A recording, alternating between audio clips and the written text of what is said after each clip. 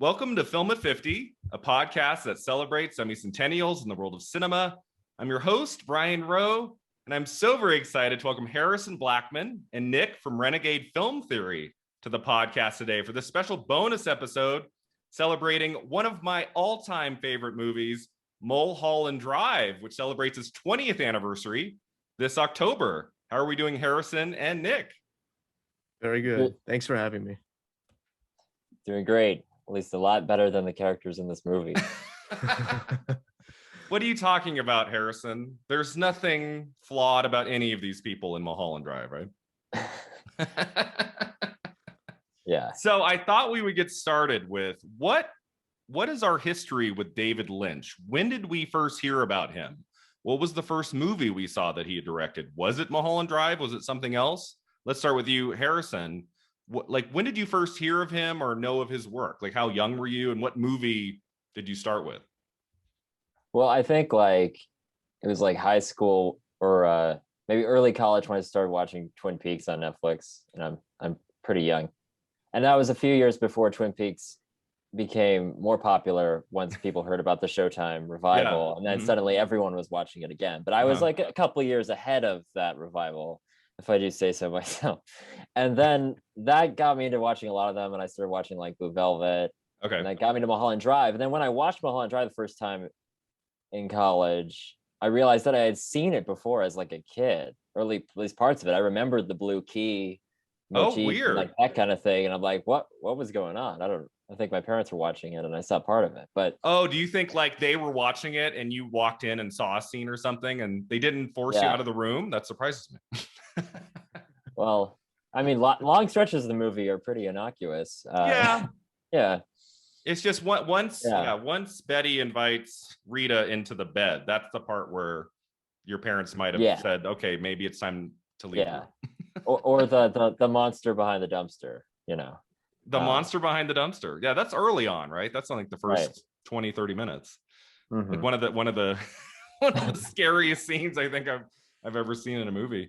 That's fantastic. What about you, Nick? When did you first hear of Lynch or see one of his films? Well, the first time I'd have to say maybe 3-4 years ago in college. I was when I was starting to get more into film and more into, I guess, what you call kind of art housey kind of films. I was looking for like a cathartic kind of horror movie. Mm-hmm. And someone told me about this movie called Eraserhead. And that was your start, Eraserhead? That was the entry point. Yeah. Oh my God. Well, it's his first feature, so yeah, I mean that's great place to start. Yeah. So and then did you just go in order? Like just go and see everything in order? No. I started with Eraserhead. And then I went on to Mulholland Drive. That was actually the second David Lynch movie that I saw, because it was I believe it was on Amazon Prime at the time. And I saw David Lynch and I remembered Eraserhead. So I'm like, yeah, I'll watch this. And pretty interesting to say the least. Yeah. Go ahead. And then from there, I went on to The Elephant Man, Blue Velvet, and then down that rabbit hole.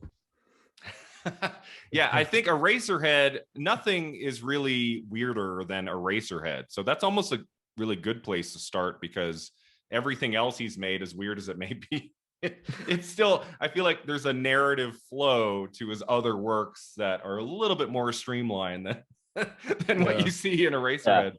But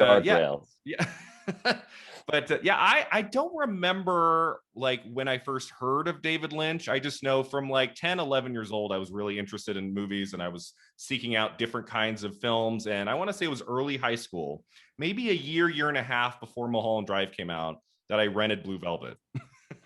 And I was like just old enough I could kind of rent whatever I wanted. Like my dad took me to Eyes Wide Shut when I was 14, and anytime my mom would say, "You sure you want to rent that, honey?" I'd say, I saw Eyes Wide Shut. I can handle it. And so Blue Velvet was my introduction. And I think that's a great kind of middle ground movie, like for people who've never seen David Lynch's work, because it does tell a very streamlined story from front to back, but it has all of his weird, surreal qualities too. And it's such a beautiful, terrifying, amazing movie. And so I had seen Blue Velvet. I don't think I had seen anything else. And then Mulholland Drive came to theaters, and only one of 2 films that he made that I actually saw in a theater. And it was one of the most sensational, amazing experiences I've had in a movie theater for 2.5 hours. I knew pretty early on that this was a special movie, and it was one of those where like halfway through I'm like, okay, just don't get bad at the end. Like let's keep this going. And where I think this movie goes in the last 30-40 minutes is just dazzling, and I think it makes the movie kind of what it is and why it's so special, which we'll get into. What are your just kind of general thoughts on Mulholland Drive, Harrison? Like having seen it a few times, I know like what we talked before, it's in your like top 10 favorites, right? It's like a movie you really love.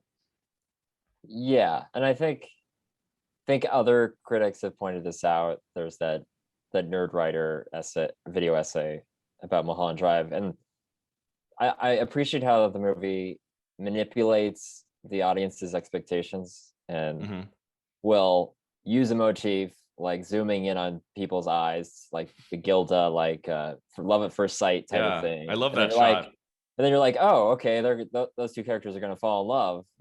Naomi Watts and Justin Theroux are like, no, that's all just a trick. And like the whole movie is a big trick, right? Oh yeah. So I think that's what's cool about it. And the more times you watch it, all the ambiguities, which seem to be from the fact that it was a pilot, for a show that they was not picked up.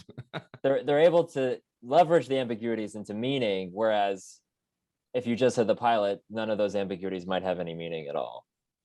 Yeah, that's a good point. What about you, Nick? What are your thoughts on Mulholland Drive? I know you published a video to your YouTube, right, about the work of Lynch, and kind of where does this film rank in your feelings about his work? I'd say definitely towards the top, maybe number one. I was a big fan of this movie. Specifically, what I like is something that Harrison touched on, which is the ambiguity of the movie, and it's able to be ambiguous and really mysterious while also being interesting, which is a big factor for me, especially when it comes to the surreal parts. The Winky's diner scene. It's like, what the hell is going on here? With what is this? But it's not like what is this? I'm gonna turn it off. It's like what is this? I'm super into this. I want to see what happens next, even though I might not understand it. It's a movie that I knew from the first time watching it, there was going to be long hours of watching YouTube explanation videos. And just, it was primed for a deep dive. And so that's one of the reasons why that's my favorite Lynch, I would say. Yeah, it was definitely one of the first movies I saw in a theater where I rushed home and I went on the internet and I was like, okay, because I was like, what was I, 15, 16 at the time? And I'm like, what does that last 30 minutes mean? I want someone to tell me. And then I read a bunch of analyses and I found them all really fascinating. And what I love about this movie is David Lynch made this movie to be the start of a television series, and then it didn't go. And so he was like, okay, well, I guess that's that. And then there was funding came through from France, from an investor over there. And they said, we'll let you finish this and make it a feature film.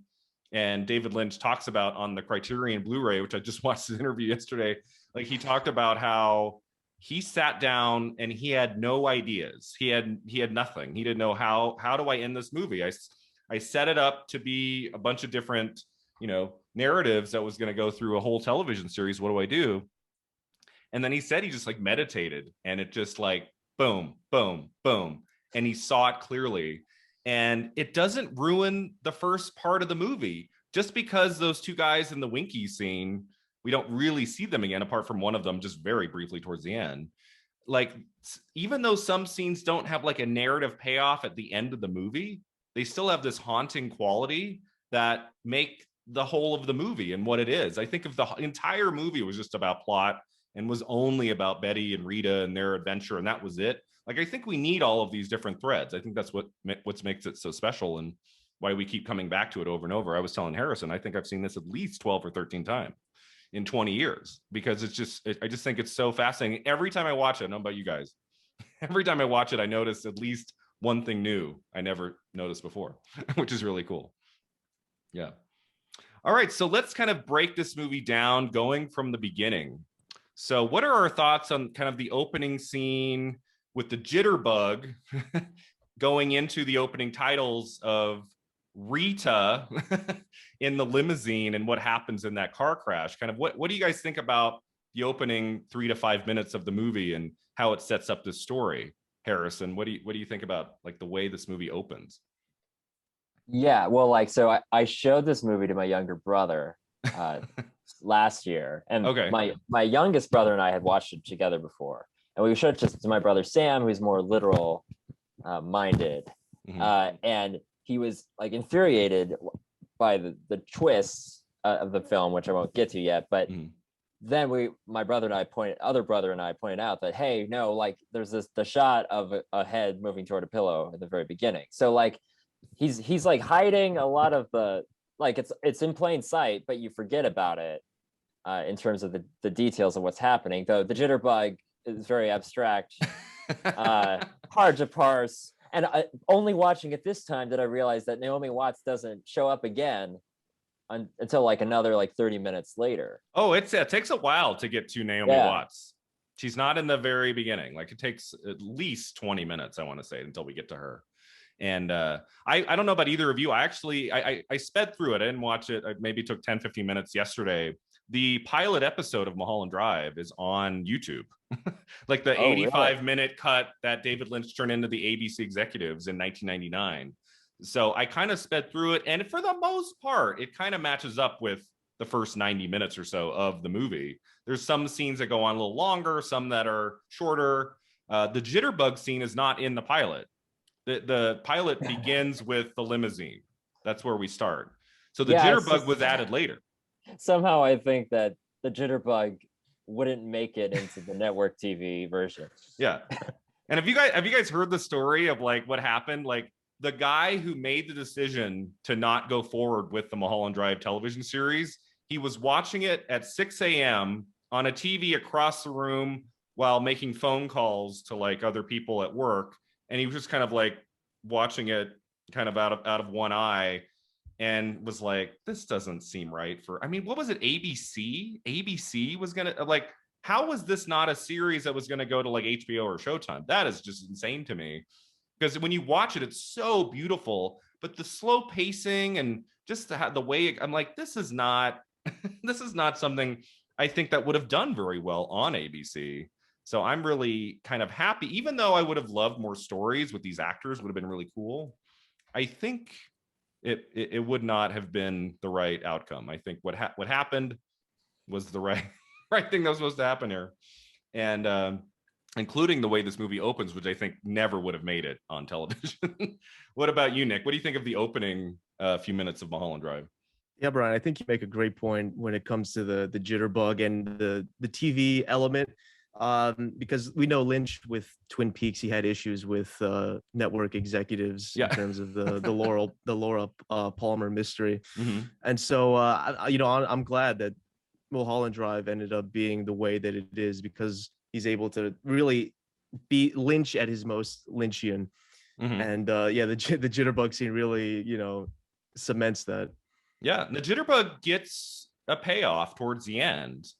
Diane in that dinner scene at the end says she won a jitterbug contest, and that's what got her to LA and become an actress. So it's not just this random like way to open the movie that has no payoff of any kind. But I think what Lynch does so well in that opening couple minutes is just he has the happy, and then he slowly goes into the horror and the dread before we even get to the limousine. So you have it, you know right off the bat that this is a film that's going to mix like happy, funny moments with more sad and scary moments. Like he sets that up right from the top, which I love.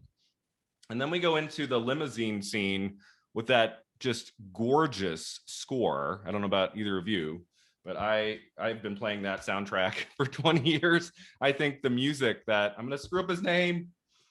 The music by Angelo Badalamenti, who's worked with David Lynch often. He has some amazing music in Blue Velvet too. I think his score here is so fascinating. And I watched his interview last night on the Criterion, and he was saying that he wrote a lot of music for Mulholland Drive without seeing a shot. Like David Lynch just sat down with him and said, this is the ideas I kind of want to explore in my next project. Here are some moods and some ideas. And then Angelo just went and put together a lot of the score we end up hearing in the movie. You know, most movies and shows, like you make it first, you edit it, and then the composer watches it and creates the music. And that was not the case from here. I love that music that goes over the opening credits and the shots of the limousine. And then we go into this really terrifying car crash on Mulholland Drive. I don't know if either of you have driven on Mulholland Drive. I have many times. But the idea of like having a car crash anywhere would be scary, but on that like thin road where there's like a cliff and like, I mean, the movie starts out with a bang, right? Harrison, what do you think of the limousine crash and kind of the way to kind of open the movie in that way? Well, yeah, I think it is like a great cliffhanger, but also it's so creepy because of the way the teenagers in the car, like the sound editing, right? The sound editing, like them just like screaming and pounding their fists against, like their hands against the top of the car. It's definitely a much scarier version of I Know What You Did Last Summer, in which all the teenagers are killed instead of the person they run over. No, it's like the whole like this woman just starts walking down the mountain, and then like doesn't know who she is. She just falls asleep behind a bush in Sunset Boulevard, so it's a great setup, and you can see why that would be a good opening for a pilot, I think.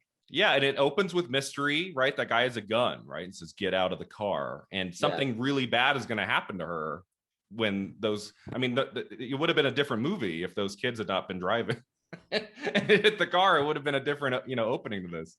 What do you think of that whole sequence, Nick, of like the car crash and her wandering through LA at the beginning?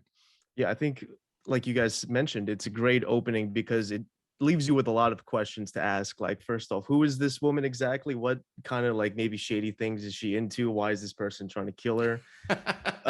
And then the car crash, and it makes for a really interesting beginning for sure. Yeah, exactly. And Laura Elena Herring is so wonderful in this movie. I mean, it's so weird in that we have two just spectacular female lead performances in this.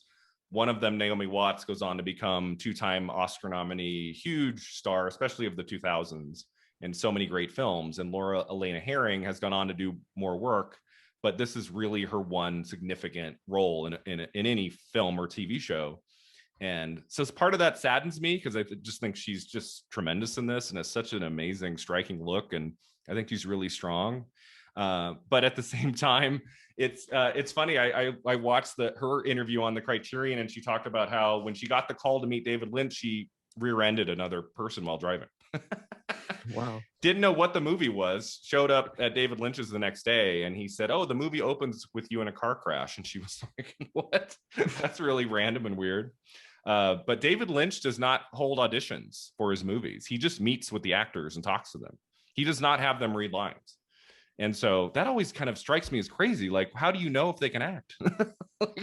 like Laura Elena Herring is so beautiful. I could see you saying like, yes, please be the lead of my movie. But how do you really know if you don't have tape or something? You're telling me he didn't audition Sting for Dune? He did not. Maybe he auditioned Sting. He said, "I want you to read a monologue from Dune." Yeah. So I don't know. I mean, maybe that was different like the 80s, maybe for some of his other films, but right. For this, like Naomi Watts was so just used to having to come in, read, leave. But no, he likes to talk to people, and it works out because boy, he gets really great performances from his actors. And she's so chilling in that opening scene. And then her kind of fear as she's walking through the streets. I love that we pan down to see Sunset Boulevard because Mulholland Drive is my second favorite movie of all time. My favorite film is Sunset Boulevard. So my two favorite films are LA Streets, both about the same kind of thematic ideas of like, the death of the Hollywood dream and how it can really, basically kill you like, physically and mentally. And David Lynch is very inspired by Sunset Boulevard. It's one of his favorite films. And what was so crazy was I watched the scene in the YouTube pilot for Mulholland Drive. And when we see the Sunset Boulevard street name in the pilot episode, he has music from Sunset Boulevard, like the famous opening score. And I found somewhere online, it said he wanted to use it in the movie, but he couldn't get the rights to the music, so they couldn't. And I was like, well, yeah, that might have taken me out of it for a moment. If all of a sudden we cut away from Angelo's beautiful score to Sunset Boulevard, it might have been a bit too on the nose. So I'm kind of happy that happened. But yeah, we have these lovely shots of her roaming the streets, and she just happens to slip into this apartment complex unnoticed and goes into that apartment. But it sets up, you know, her relationship with Betty and everything that's to come. So let's talk about the Winky scene. I mean, we could mention briefly Robert Forster and Brent Briscoe have a really nice scene as detectives on that street. Look, you know, what does he say? Looks like someone's gone missing or something. And you know, that should have been two characters that we would have seen a lot in the show. But on the Criterion, there's a deleted scene of the detectives that's not of very much interest to me. And I'm like very happy it's not in the movie. So there was one more scene shot with them, but it's not in the final film. Would we have wanted to see more of those two characters in the movie? What do we think, Nick? Would we have wanted to see those detectives? We get what, a minute and a half with them, and then they're never in the movie again. Yeah, honestly, I was a little disappointed because as a fan of Robert Forster, and it's like, oh, cool, he's in it, and then you just never see him again. Although, I think there's one scene where Betty is calling on the payphone. I think is it his voice? Is that his voice? I think it's either his voice or Brent Briscoe's voice. Yeah. Right. Yeah. But like you said, I'm sure if the TV show went through, he would have played a bigger part in it, which is one disappointment about Mulholland Drive being a movie, but still, there's not too much to complain about there. Yeah, I always think about the last 30 minutes of the movie, and we have so many payoffs to little things, you know, sometimes just briefly, like we see the cowboy just like for a second walking in the hallway. I'm kind of like, I wonder why like the detectives had no part at all in the last 30 minutes. Wouldn't it be like even more over the top if the detectives were like waiters in the party scene or something? Like it would have been like too much, I think. Yeah, it's tricky. I mean, I could have seen like, I don't know. I feel like there could have been a way to integrate them somewhere in the last half hour, but it could have been too much for Lynch to say, okay, every single person we see in the first hour and 40, hour and 50, we have to come back. Yeah. So I kind of get that. Because all my dreams are based on just random people I encounter in the one single party. That's right. And whenever I see a kind of a strange figure at a party across the way for 2 seconds, they show up in a very long monologue, right? With someone that's not even me in my own dream, right? But anyway, it's not, I like that they're there. As you say, Nick, I love Robert Forster. So just to see him at least briefly is nice. So that takes us to the Winky scene, where we're introduced to two men who really have no other role in the rest of the movie. But it's, for me, one of the, if not, you know, it's not my favorite scene of the movie, but it's probably in the top three. Probably in my top three favorite scenes of Mulholland Drive is that Winky scene. So Harrison, what do we think of that that scene in Winky's?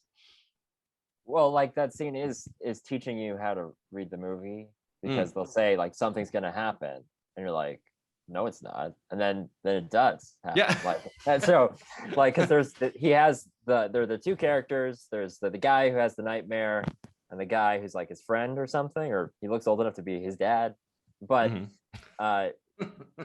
He describes what he sees. Then the friend goes over to pay the bill, and you realize that the guy who had the nightmare is having deja vu, because this is exactly what happened in his nightmare, which is really cool. And I love how once they walk down, suddenly we get all these handheld camera angles. It's very low angles. Yeah, it's POV perspective. It's pretty fluid. It's not too shaky, which I like.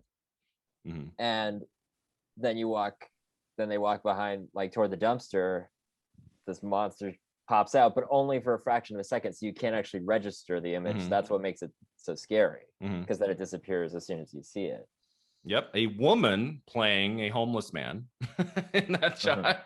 Yeah, I mean, I think like we see that figure for a good second or two. It's not like like starts coming out and then we get his reaction. Like we see it in full for a second. I mean, you could pause it and see it, but then when it cuts back, like the homeless person's already sliding away. Yeah.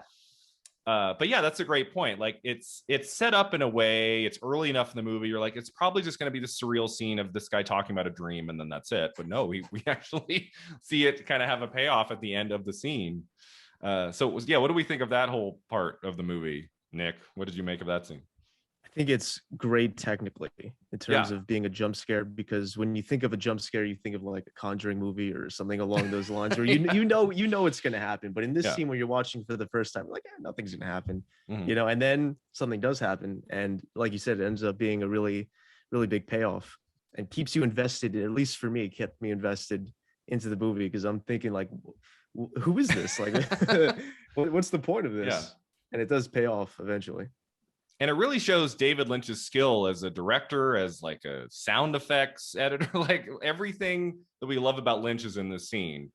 He talked in one of the behind the scenes on the Criterion about how he didn't want the camera to just be static for when the guy's talking. That didn't feel right. So the DP was like, oh, well, let's do handheld. And he said, no, that doesn't seem right either. That'll be too jerky. I don't want that. So they came up with like this kind of like dreamlike, the camera's always moving a little bit, but it's very fluid, right? And it adds to the tension of that scene of them talking. Because I think if the camera had just been locked off on sticks, it would not have had the same power. But then also through the scene, we have that weird kind of sound that just it's almost like something you hear when you've been swimming too long, you get out of the pool. Like there's something off, and then it keeps growing as they walk down, and it's just such a weird little location behind this restaurant. It's so LA. There's so many parts of that in LA. If you walk around, there's all these little segments of like, okay, this used to be something, but it's not anymore. And yeah, just the reveal of the homeless person and what the sound does when the guy falls down, apparently dead. And it's so chilling. It's a great like clip to show students, like older students, like in college, like not third First graders. year, yeah. But First like grade. it's a great example of like Lynch. It's very clean, right? I don't think there's any language or anything in the scene, so it's like a kind of a cool, and it can work as like a standalone little piece of terror for and I don't know. It's something I've thought about a lot. Like, do either of you consider Mulholland Drive a horror film?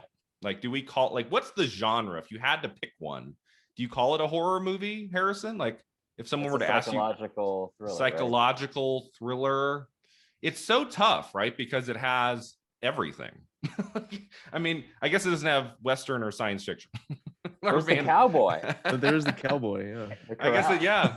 So it does have a little bit of a Western vibe for at least one scene. I think the way the movie ends is so just chilling that I do think there is a big horror vibe to the movie, but horror kind of suggests that I'm trying to scare you every scene, and that's not what Lynch is doing, right? So Nick, how would you classify this movie? I think well, first off, I think Lynch is his own kind of genre at this point. But if I had to find another one, it's probably, a Lynch. it's Lynchian. Maybe a psychological thriller is probably the best psychological thriller, because it does have those horror aspects, not overtly horror, but like subtly horror. Yeah. Unnerving, uncanny kind of horror, especially in the Winky scene. Yeah.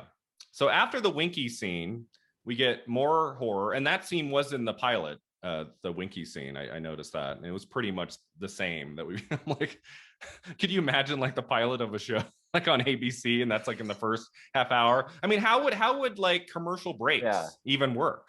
Like would the homeless person come out and scare him, and then he dies, and then it's an ad for Denny's, Coca-Cola. I'm like, that was not going to work. This movie cannot have commercials. But so after that, before we get Betty's big arrival, we get these phone calls. I love all the little details in the set design Lynch uses there, like the two men in that room, and that actor who is in a bunch of stuff, including Twin Peaks, and there is that surreal quality from the beginning.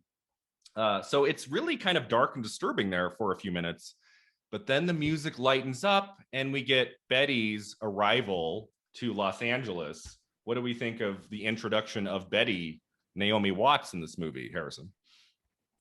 Well, I mean, I feel bad about jumping over the espresso scene, but the espresso scene is before that. Is it? No, it's after. Okay. I did a ranking. So Okay. the third scene I wanted to talk about was the Betty arrival. Right. Okay. The We'll get to fourth that. scene is the director meeting with the espresso. We'll get to it, I promise. Right. Okay. That's the best scene ever. But yeah, I mean, I think what's super chilling about that scene is like they're dubbed, right? It's and the voices are not totally lined with their lips when Naomi comes out of the airport at Burbank Airport. Oh, really? That's news to me. So when she's talking there, it's not synced up with her voice? Yeah, it's like ADR and that's like weird ADR. Oh, maybe. Well, they Yeah. probably had to ADR it because they're like at a real airport there, so probably was too loud. But like every other scene, the audio is perfectly matched. Oh, interesting. I'll have to look at that next time. I've never noticed that. And like the dialogue they have is so like, you know, wooden and banal, right? Like it's supposed to. What does she say? Like, I hope to see you on the big screen. It's so just ugh. Yeah. Won't that be the day?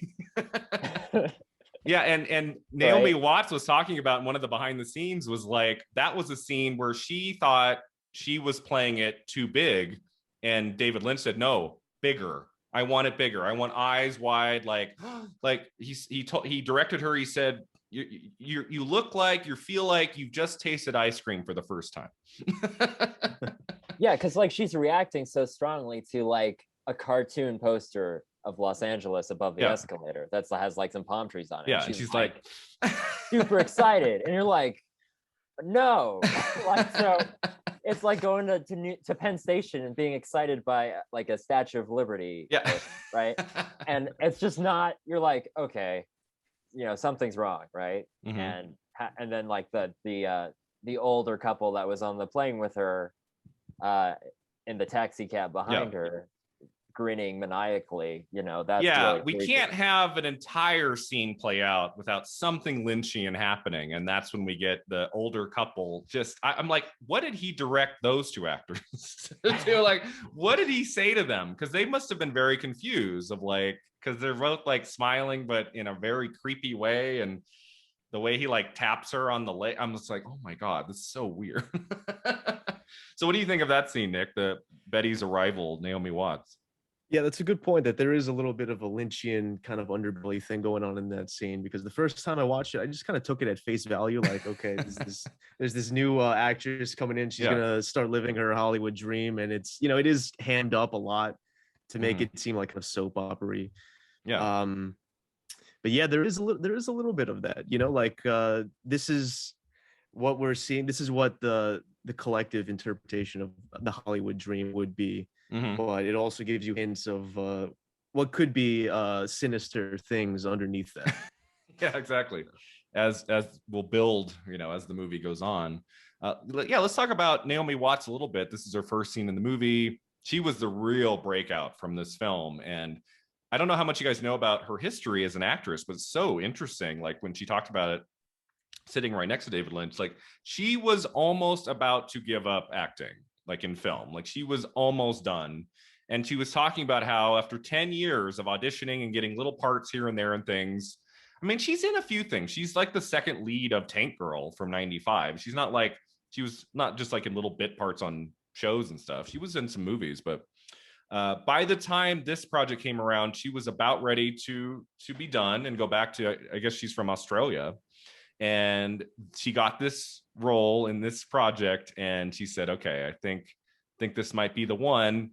And then the pilot didn't go. And then she said it was over a year where she thought the movie was dead. And so she was once again thinking maybe I should call it quits. And then they were able to make the movie. And then she was talking about how, like, when the movie premiered at Cannes in May of 2001, like within days, her phone was ringing off the hook, and she was getting multiple offers. She was getting calls from famous filmmakers saying that they would love to work with her. And like every agency in LA was like begging for her to come on board. And soon after that, she got The Ring and then 21 Grams, which got her an Oscar nomination. So Mulholland Drive is a project that proves that sometimes it's just one thing that can just skyrocket you to becoming a major A-list actress. And that was definitely the case of Naomi Watts here. I mean, it's funny too, when she signed on for this movie, the part with Diane at the end was not in the script. That was not a part of it. She was just playing Betty for the pilot of the show. So it's kind of weird how it worked out for Naomi Watts, and that she could really, by the end of this process, show so many shades of her talent as two different characters in this movie. And, you know, as we'll talk about with the end, like the way she changes her look and her mannerisms and the way she kind of presents herself in the character of Diane, it's so wildly different from what we've seen. It's just a masterwork of acting. I was actually really surprised when she didn't get an Oscar nomination. I thought it was going to happen. I was like, David Lynch, Naomi Watts. Lynch got it. He got a nom, but not Naomi Watts. But she would get nominated 2 years later. Yeah, so that's a great scene, ending with that chilling moment of the two elderly people in that car, which I remember when I saw it the first time in the theater, I was like, oh, that's a little too creepy. I don't know about this. But yeah, so after that, we get Ann Miller's entrance as Coco. Ann Miller, a very famous actress from like the 40s and 50s.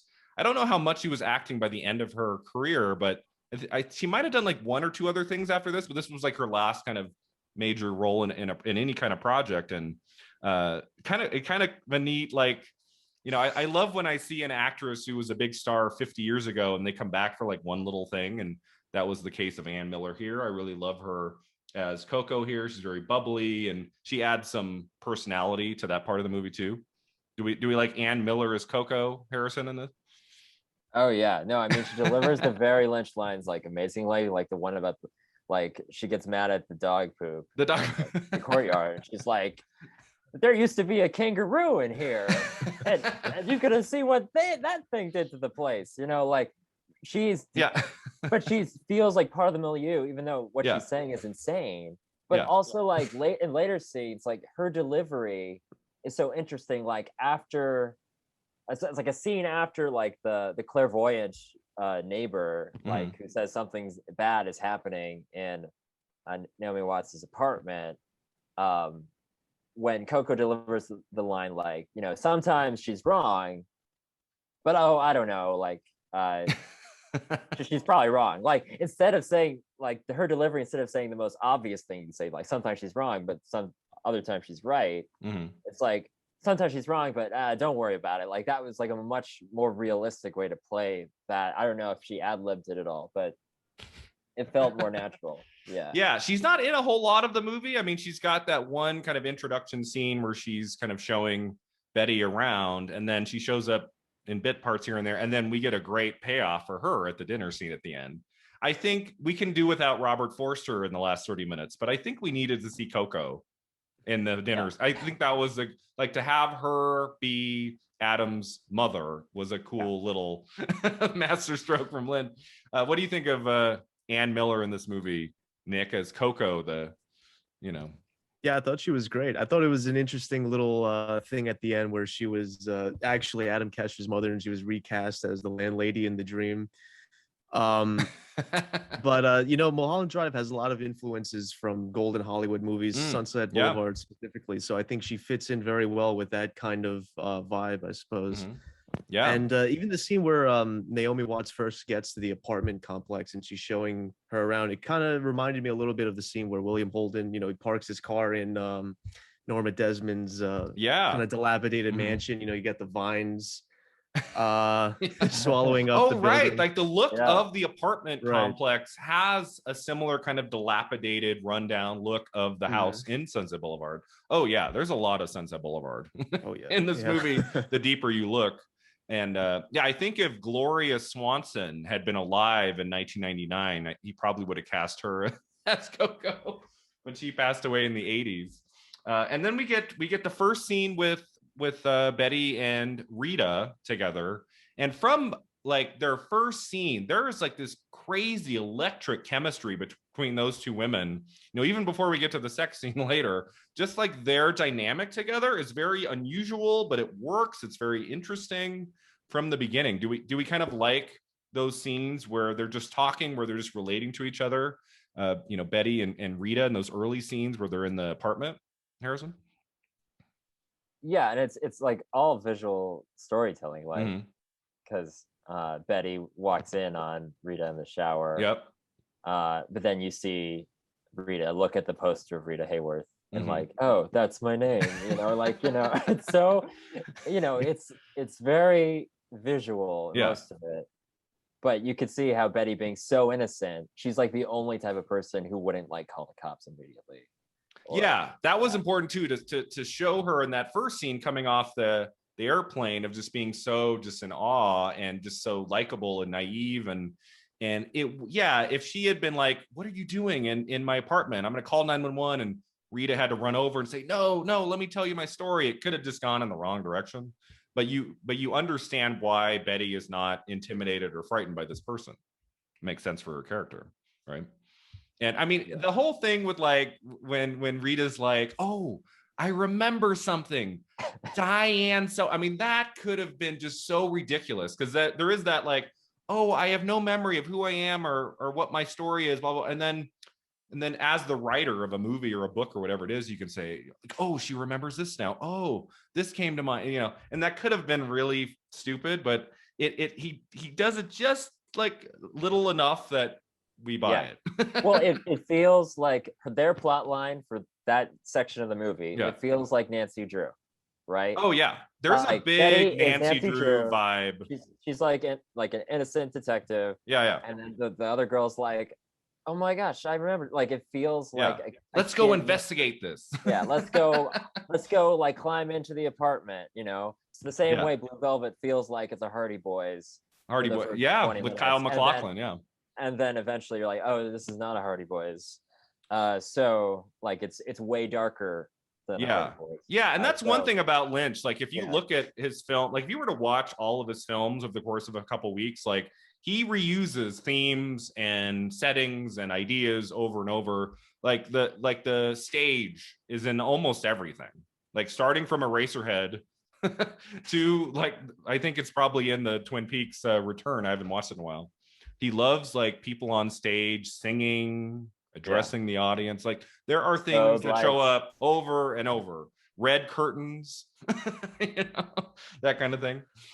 So Nick, what do you think of like the introduction of Betty and Rita together and their dynamic in those first few scenes together? I think they have a very good dynamic, especially when it comes to kind of a juxtaposition between a newer kind of Hollywood and an older Hollywood, where Rita takes, obviously takes her name from Rita Hayworth, and kind of how it goes from there. And sorry, I'm losing my train of thought a little bit, but it's a very good dynamic. It's very enticing, very seducing, and it kind of draws you into a web where you think things are gonna, end up roses for Rita, but then obviously that it goes awry. Let's just say. Yeah, and I love the casting too, because Laura Elena Haring is definitely more kind of glamorous beauty that you would have seen in like film noir of the 40s and stuff. And Naomi Watts is beautiful in her own way, but it's a little bit more of kind of modern, a little bit pluckier. She doesn't have the same kind of beauty that Laura Elena Haring has. And that has a payoff in the last half hour, and kind of what happens if we consider that the reality of the movie, and why one is like a big star and the other one is just like on the side. Like just their physical beauty is so different that it makes their interaction really interesting too. And they're also just, such fantastic actresses. All right, Harrison, let's talk about Adam's introduction, the director. Yeah. He's making this period film, like a 50s period film, right? The 50s again. And they want him to cast Camila Rhodes, even though he's not having it. So let's talk about that director's meeting, where we do get Angelo Badalamenti, the film's composer, in a very brief role. It's fantastic. We also get Dan Hedaya from Clueless, from Addams Family, great actor, is in that scene too. What are our thoughts on the director meeting scene, where we're introduced to Adam, played by Justin Theroux? One, I don't know how anyone cannot look at Adam or Justin Theroux's makeup and be like, that's not J.J. Abrams, but it just looks like J.J. Abrams. I don't know if that was intentional, but it just feels like you're watching what happens to J.J. Abrams when he doesn't cast like the right person in Super 8, but which obviously came later. But there's that aspect. There are all these like men in suits people on very top formal. of that suits, very formal, like the other people are calling in who are really in charge, right? And just like Angelo Badalamenti being this guy who hates espresso, or all the espresso they bring him, because he's very particular. Yeah. And one of the assistants is like, I think I got the right one this time. And they're all just building to this joke where Angelo just spits out the espresso and he goes, and like the espresso and goes he all stays down on it for a good 5 seconds of him just on like this napkin, licking the and then the underling assistant is like, that was one of the finest espressos in the world. Yeah. You know, like, it's so funny. It's so over the top. Yeah. And meanwhile, Justin Theroux is like, I got this golf club in this movie for some reason. I'm going to take it and smash up their car because I don't like what they're trying to do to my movie. Yeah. So I'm the plot line of Justin Theroux's like shenanigans, like trying to get his movie made. Like, that's the comic relief, which I think balances the movie. Because otherwise, I think it would be too heavy, or you'd start questioning Betty's plot line too much, because you'd be like, well, why hasn't anyone called the cops yet? But meanwhile, if Justin Theroux is dealing with these executives that don't drink espresso, or Billy Ray Cyrus and his wife, his character's wife, you know, having an affair with Billy Ray Cyrus, the handyman, and then getting like pink goo all over their jewelry, right? Like, all that stuff is insane. I love it. And it's we're gonna get to that. We're gonna get to that. Why I come back to this movie over and over. Yeah. Yeah, I just love the introduction. He very much feels like a director, right? Like Justin Theroux in this. He talked about he had an interview on the Criterion, and he said, like, he thought he was going in for one of like the Winkies guy at the beginning to do that. He was shocked when David Lynch said, "Oh no, I want you for Adam." He was like, "Oh, okay, the big role. Oh, fantastic." Because I don't think in '99, I don't think Justin Theroux was a big name by any means. Now he is, for sure. Now he's more. Now he's in so many things. But back then, and he's just got the look of a director. It's definitely one of the best like film directors in a movie that I've seen. Like, he just plays it so well, and that scene is so funny and creepy at the same time. So Nick, what do you make of that scene? And do you think that scene, that storyline, this idea of like, we are going to force you to have this actress in the lead role, do you think that might have been inspired by real life from David Lynch, or like a nugget of it maybe came from one of his movies? I don't know. Yeah, I think the scene works as great comic relief. It's hilarious. But you make a good point. I think the scene is very meta in a way, especially when it comes to David Lynch, and you know, he's had his battles with network executives and so forth. So there might just be him venting some frustration. But if we wanted to jump the gun a little bit and talk about Diane Selwyn and the dream aspect of it, I think it's possible that maybe in the dream she's jealous of Adam because of his relationship with Camilla. And so in the dream she's just like, you know, projecting all this really negative stuff onto Adam, and he's he's getting restricted by these shadowy, like, I guess they're mafia guys, saying, you know, no, this is the girl, you have no choice, you're kind of handcuffed. So if we consider the last 30 minutes the reality, it's kind of like, no, Adam wants Camilla to be the lead, and Diane is manifesting these ideas of like, oh, it's not because, you know, she's better than me, it's because there's like these mafia guys and there's all these people behind the scenes that are making it, so I could never have a shot at the lead role no matter how hard I tried. It's out of my hands because of all these other figures. So if you look at it that way, then that makes sense. But I also, I'm assuming at some point in his long career, he probably had somebody, like maybe he didn't want to be in one of his early movies or something, that was forced on him, maybe on Twin Peaks, maybe an actor there, I don't know. But you kind of get the sense that there's it feels so real. It's like there's something there. Maybe that happened to him in real life. Because I worked in feature film casting for 2 years, from 2008 to 2010. And there were some instances, I won't name names, but like there was a film that we were casting, I was the associate, where we found this actress.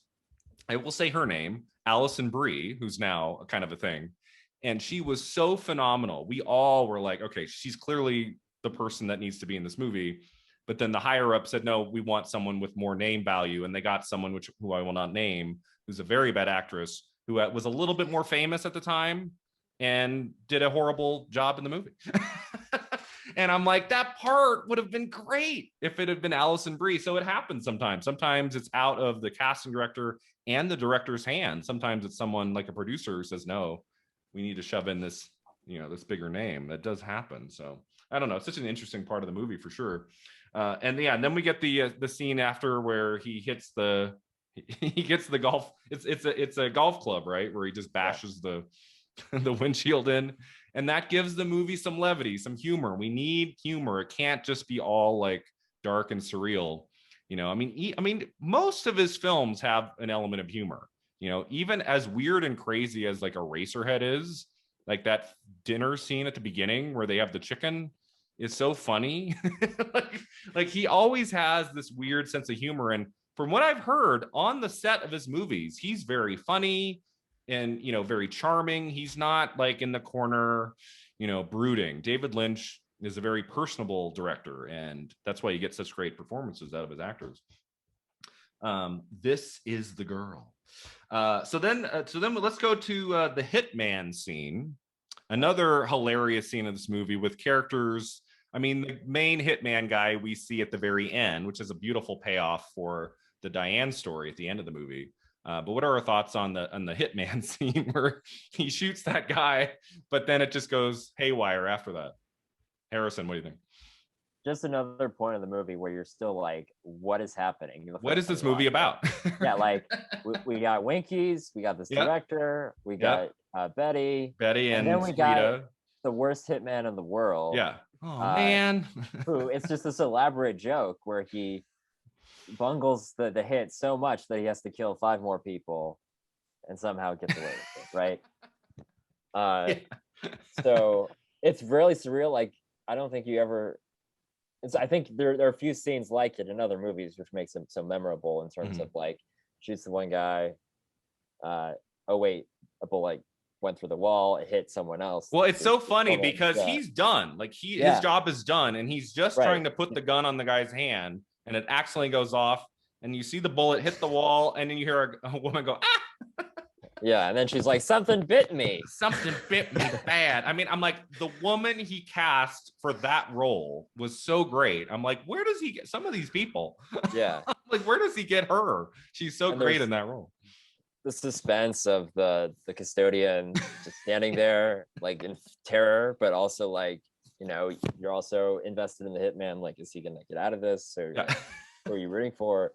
But also like, you're custodian, don't go in that room. So yeah, I don't know. It is that Norman Bates effect a little bit, right? We're kind of rooting for the hitman to like get out of there, right? We're not rooting for him to get arrested in a weird way, even though he's clearly the bad guy in this situation. What do you think of that scene, Nick? The hitman scene gone wrong. Yeah, he's got a little bit of that cool factor where you kind of hope for him to make it out of there. But I think it works again as like some levity, you know. But if we wanted to also go back to the dream thing, we could say that maybe Diane Selwyn is in her dream, like hoping that he's like projecting this severe incompetence onto the hitman that she paid, showing maybe she has some guilt for her what she did. Yeah, so she at the end hires him. She says, "This is the girl, Camilla Rhodes." In the end, played by Laura Elena Haring, and she says, she hires this guy to kill her. And you're right. In her dream, she would kind of fantasize that because she does have feelings for Camilla, that maybe he would be a really bad hitman and not get the job done. So it does make sense. And again, it's so crazy to think that the hitman scene was shot like a year and a half before the end segment that he did for the movie, and the way that connects, like you just said, Nick, it's so fascinating. Like, I don't know what, like, if that had been a series, like what that hitman character how he would have become integrated into the story. It would have been something totally different, right? Yeah, like that scene he mentions, like I found the black book or something with all the phone numbers. So like I felt like that could have been a MacGuffin that they could have built a few episodes out of, at least. But yeah, exactly. And then we build on the mystery of Rita, right? Betty finds out she's talking to her aunt on the phone, like, oh, she doesn't know this woman, Rita. And she does have a little bit of trepidation. She walks in, she's like, my aunt wants me to call the police. But then it's like they open the purse and then they find all that cash in the blue box, and it's like, oh, at this point, I think Betty's gonna keep her around. I don't think she's gonna kick her out just yet, right? So let's see, and then we get to Adam's home, where he discovers his wife is cheating on him with, is it the handyman? Is it the pool guy? I believe I think it's the pool guy. Is the pool guy played by Billy Ray Cyrus. And we have another scene that's very, very funny that also has a great payoff when someone else comes back to find Adam at the same house. Harrison, what do you think of that whole sequence with at Adam's home with his wife, with the pool guy, with with all of that? Yeah, like, well, it's like where a lot of the choices are clearly calculated. Like, I don't think Adam would wear a full black suit unless they could put like this bright pink paint on it, so they look so cool. But you're also like, a lot of people wear all black, but no one has bright pink paint in a modern house that has no pink in it. Okay, yeah. But it's just another scene. It had to be pink. What is happening? Justin Theroux's demeanor is like, he's so like, he's very stiff, like, just as he walks. Like, yeah. Okay, this is happening. I'm just gonna destroy the jewelry now. Like, the woman is so over the top, his wife, and being like, you can't take my jewelry. I love that she's mad at him for just being there. Like, you're not supposed to be here. You're shooting your movie. Yeah. yeah, Billy Ray Cyrus. That's not a way to treat a. I love the shot of like, so he's walking through the house. He gets the jewelry first, and he walks, and then he just like, it's like he's deciding as he goes, like, what I'm going to do. And then he like, because doesn't he stop in the kitchen? He kind of like looks around, and then he's like, oh, and then he goes into the garage. And that shot of him with the paint, and he's just like doing this with his fingers, and he's just kind of like, it's just so Lynch. It's like so weird and like random, but it works. What do you think of that scene, Nick? Yeah, I love it. I love it just for the comedic aspect of it. And you know, also harkening back to what I said earlier, it also, you know, maybe a projection of Adam not being a desirable guy, that his wife is cheating on him with Billy Ray, and kind of resorting to this weird like cowardly move where he's like mushing in this pink paint with her jewelry. Yeah. And I guess if you were to think of that scene as a dream, would it be like Diane's idea of like, oh, well, he wouldn't last with Camilla because he's not a very good husband or something. I don't, because at the dinner at the end, he's like, we are going to announce. I don't think he actually says the word married, but like you get the sense that that's going to be the end of the sentence when they're kissing. So there could be that.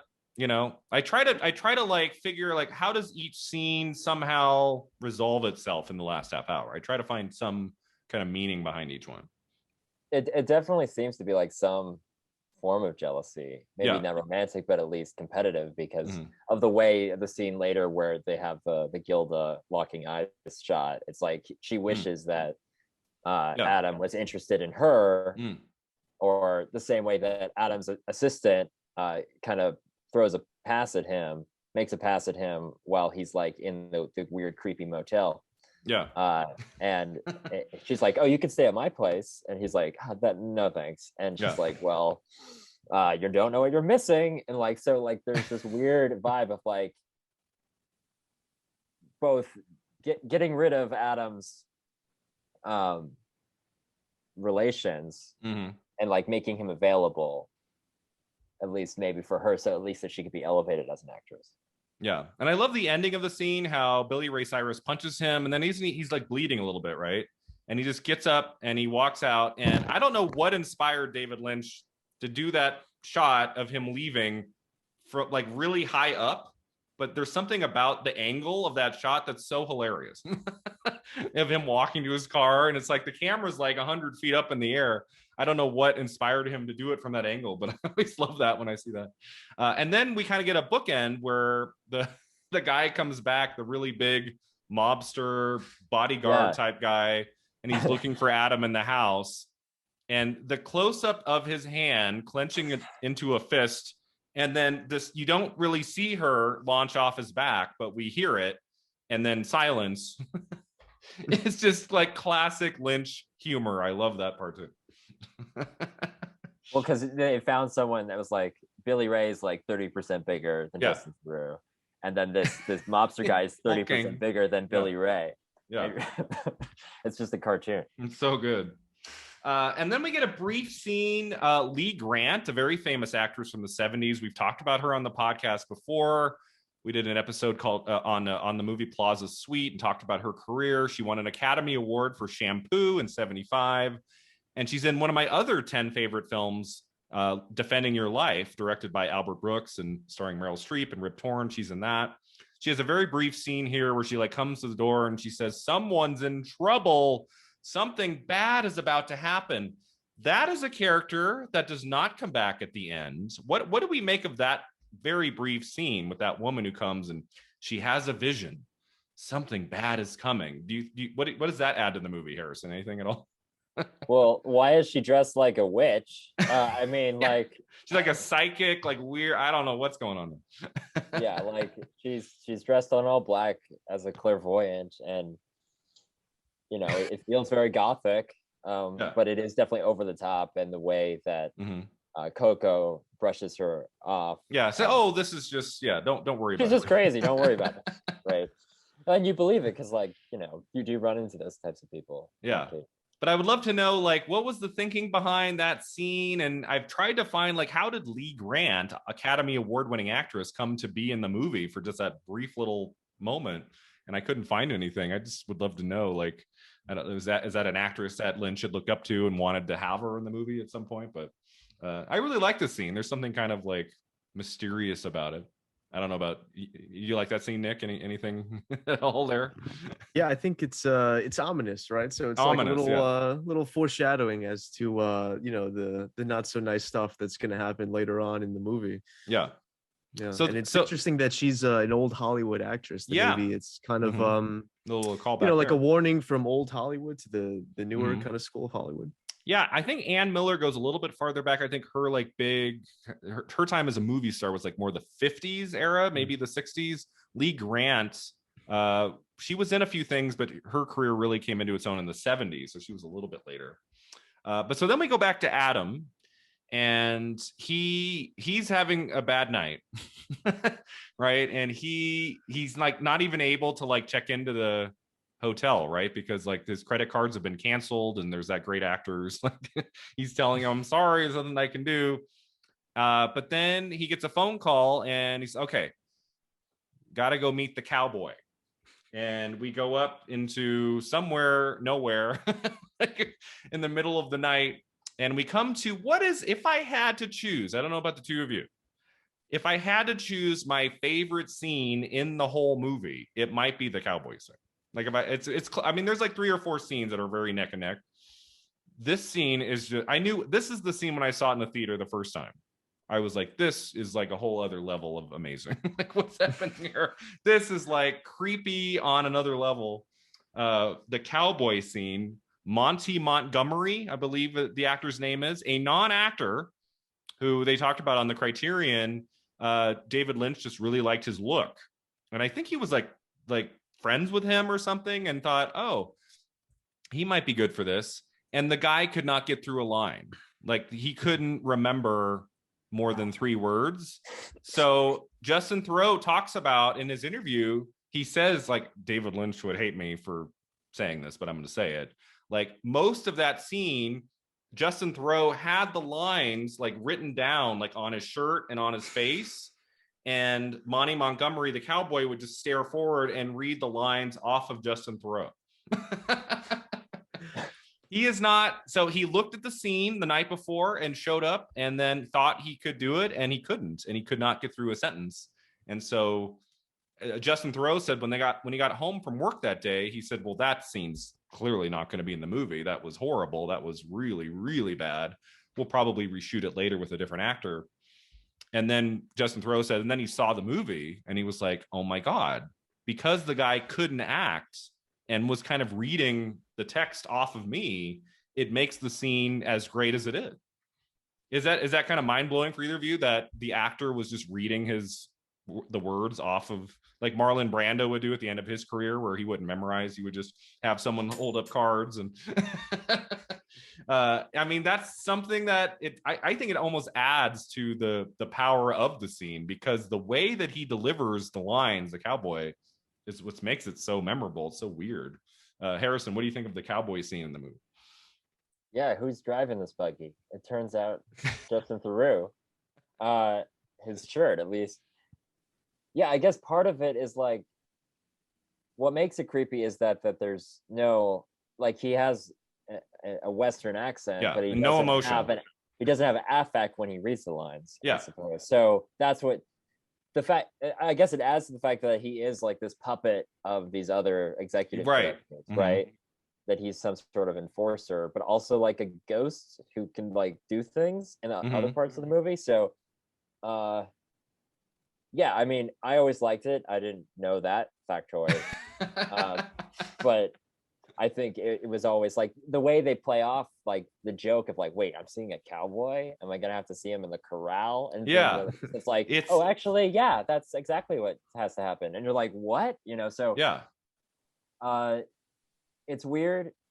It works, but it's still just another tough guy scene where a tough guy says, this is what you got to do. And because it's different than people in suits, that's why it lands better than the other. Yeah, and a lot of the moments with Adam so far have been funny. So we set it up as if this will be another funny scene, like at the house, and you slowly realize, no, this guy means business. This is not funny. And if I think any of us had an interaction with a guy like this in the middle of the night, in the middle of nowhere, it'd be very scary. What do you think of that scene, Nick? The cowboy scene. When I first saw the cowboy scene, that was probably the most baffling part of the movie up to that point. It's like, what the heck is it? The cowboy, you know? And then, yeah, I find it interesting that he has to go up to visit the cowboy in terms of elevation. Oh yeah, and the cowboy makes right, and the cowboy makes the distinction. Oh, you came from downtown. So maybe what I was thinking is that was kind of like a hierarchical kind of standing where the cowboy is at the top of the heap. And he's the one giving the orders. He's the one saying, no, this is the girl. Yeah. And like the dialogue he says and the way he says it is so creepy. It's been one of my like big fears in life. If I'm talking to someone like a boss or someone really important, I need to really hear what they're saying. And like, it's always my fear of them nodding at me and getting quiet and going, what'd I say? And and like, because don't we all have those moments where we're talking to somebody and we just tune out and we are like, we have not listened to a word for 30 seconds. And the idea of that person being someone important that we need to like, you know, be on good graces with. And they say, what'd I say? And there's such suspense with Theroux because he hesitates enough that you're like, does he actually know what he said? Because I don't even know what he said just watching this. No, every time I don't know what it is, the way he says it or something, I kind of zone out for those 20 seconds. And then he's what I say. And Justin Theroux, Adam's kind of like, he has to think about it for a moment. And I'm like, if he didn't know it, like, would he be dead? You know? And then the closing line is so classic. You will see me one more time if you do good. You will see me two more times if you do bad. Good night. Like, it's just like, it's terrifying. I can't even imagine. And so, yeah, I love that scene. There's so much mystery to it. I don't know if we need to see Diane looking across the dinner party to see a random guy dressed in a cowboy outfit. That, I think, if there's anything I would take out of the last half hour, I don't think we need that. I don't really buy that at this fancy dinner party up in the Hollywood Hills, there's some guy dressed as a cowboy. It's not Halloween. I'm like, okay, yeah. And it's like, if she had like an interaction with the same actor for a moment or something would make more sense to me, but you just see like the back or the side of a different actor. It's not the same person. Double. It's like a body double. Because we get him when we go through into the box, one of the first things we see is the cowboy like knocking on the door. I think that figure is so weird and mysterious. I think that could have just been a figment of her imagination. I don't think we need to see the cowboy across the room. I mean, it doesn't ruin the moment or anything. I've never really bought like that person would be there for real. You know, so maybe we have to see him twice because of the line. Yeah. And the camera, like the shot's over, it's done. But then Lynch stays on it for like second, 2 second. Oh, cowboy. And she's just like looking over. I'm like, oh, that part's a little bit of a stretch, but I mean, I think to not have him at all at the end would have also maybe been the wrong choice. So I don't know, but I love that scene. I love the mystery of it, and I really am afraid for Adam if he does the wrong thing. What's the second time he sees the second and final time he probably sees the cowboy. So that scene's great. And then we get to the big audition, which is Betty's big moment, which is another just so clever scene in that we get to see the audition first as a moment of humor when she's rehearsing with Rita, and it's the same words, right, that we hear. Yeah. But horrible. It's done and they're both, especially Rita. Yeah. Like, I don't know what like David Lynch had to say to Laura Elena Herring to get her to act that bad, but it is just perfection bad. Like, just like, I don't know what to, it's just like the way she says it's so funny. And it's just like this, it's a moment of levity humor between those two characters who don't get a whole lot of like funny scenes in the movie, Betty and Rita, and they're really becoming friends. It's a great moment. And, I'll kill you. And it's just so ridiculous. And then we go to the big audition where we get the same words, but it is just so intimate and raw and dramatic, and it works. And it's like, wow, it's a great example of how, it's not always just about the words and dialogue. It's how they're said and who says them and how you say it. It's like, it can be a whole different scenario. So Harrison, what do you think of like that big audition scene where she's in there with and typically, I worked in casting. Typically, you would audition just for the casting director. Sometimes the director would be in the room. I would say maybe like 20 to 30% of the time. A lot of the time it would just be for the casting director. So in real life, and this is, I think, part of her dream, right? Like, she goes in there and everybody's in there. There's like 5 or 6 people and they're all welcoming to her. And the actor who's already been cast for the show or whatever is there to read with her. That never happens, almost never, unless you're at the very, very end and you want to see like a chemistry read. But it's definitely in the top 3 or 4 favorite scenes for me. What do we think of the audition scene, Harrison? Yeah, well, I mean, as like that nerd writer essay talks about, he analyzes the scene really well. So I'm just paraphrasing that, but like, you expect her to do poorly because her rehearsal was not so bad. Great. Yeah. Right. And then there's all these people in the room and you're like, well, it feels like anytime you interview for a job, there's like, oh, well, you got to meet this person and that person and this person. And you're like, I don't know any of these people's names. And it's like, that's scary. And it's even more scary because the guy she's reading with is like creepy as hell with his spray tan. Oh yeah, that's spray tan. Like, he's terrifying. He's like, I'm gonna play it nice and close. Yeah, let me put my hand on your butt and let's get really close and let's do it quiet. What does he say? Like, let's do it like we did with the last one. Yeah, it's terrifying. It's awful. Yeah. And then the director there, he's like, just very nothing, and all the other people are turning their heads like, did you just say that? Like, that's so lame. And there's so much going on, so many moving parts, but then it is just the showcase for Naomi's, her versatility. Mm-hmm. And because this really shows like, wow, she actually is like this level of an actress, like Naomi Watts, not Betty. Yeah, it's almost like more of a showcase for Naomi Watts than it is for Betty. It's like, no, let's see what this woman can do. I mean, she's like on another level here. It's fantastic. What do you think of that? Yeah. Yeah, but maybe Nick, you'll talk about how it's like her projection of her talent, right? Yeah, Nick, what do you think of the audition scene at the studio? I definitely think it's one of the best scenes in terms of Naomi's performance. I think she's really, she's spectacular in that scene. Also, Harrison touched on it's a little creepy, pretty creepy because of the spray tan dude. Yeah, and I think his character's name is Woody. If I'm not mistaken, which makes it even more creepy. Yep. But yeah, in terms of the dream aspect, it is weird, like you said, with your experience in casting, that all these people would be here in this room with the star, and also because it's Betty's, like, I'm pretty sure it's like her first audition ever, right? Which is so, like, I mean, your first audition, unless you were the daughter of someone very famous, would not be in a room like that with an actor in the project, the director there, the casting like it would be just the casting person usually if you're brand new. Right. Like, Yes. very So the rare. strangeness of that situation, I think, makes it kind of dreamlike. Yeah. And I think the most interesting thing about that scene is the fact that everyone's so into her performance, which is like from the Diane version is like, oh yeah, validating that I'm a great actress or whatever. Mm-hmm. But the director is like kind of out of it. He's like zoned down. He's like, yes, very good, good. Yeah. Little forced, no, really good, yeah. But good.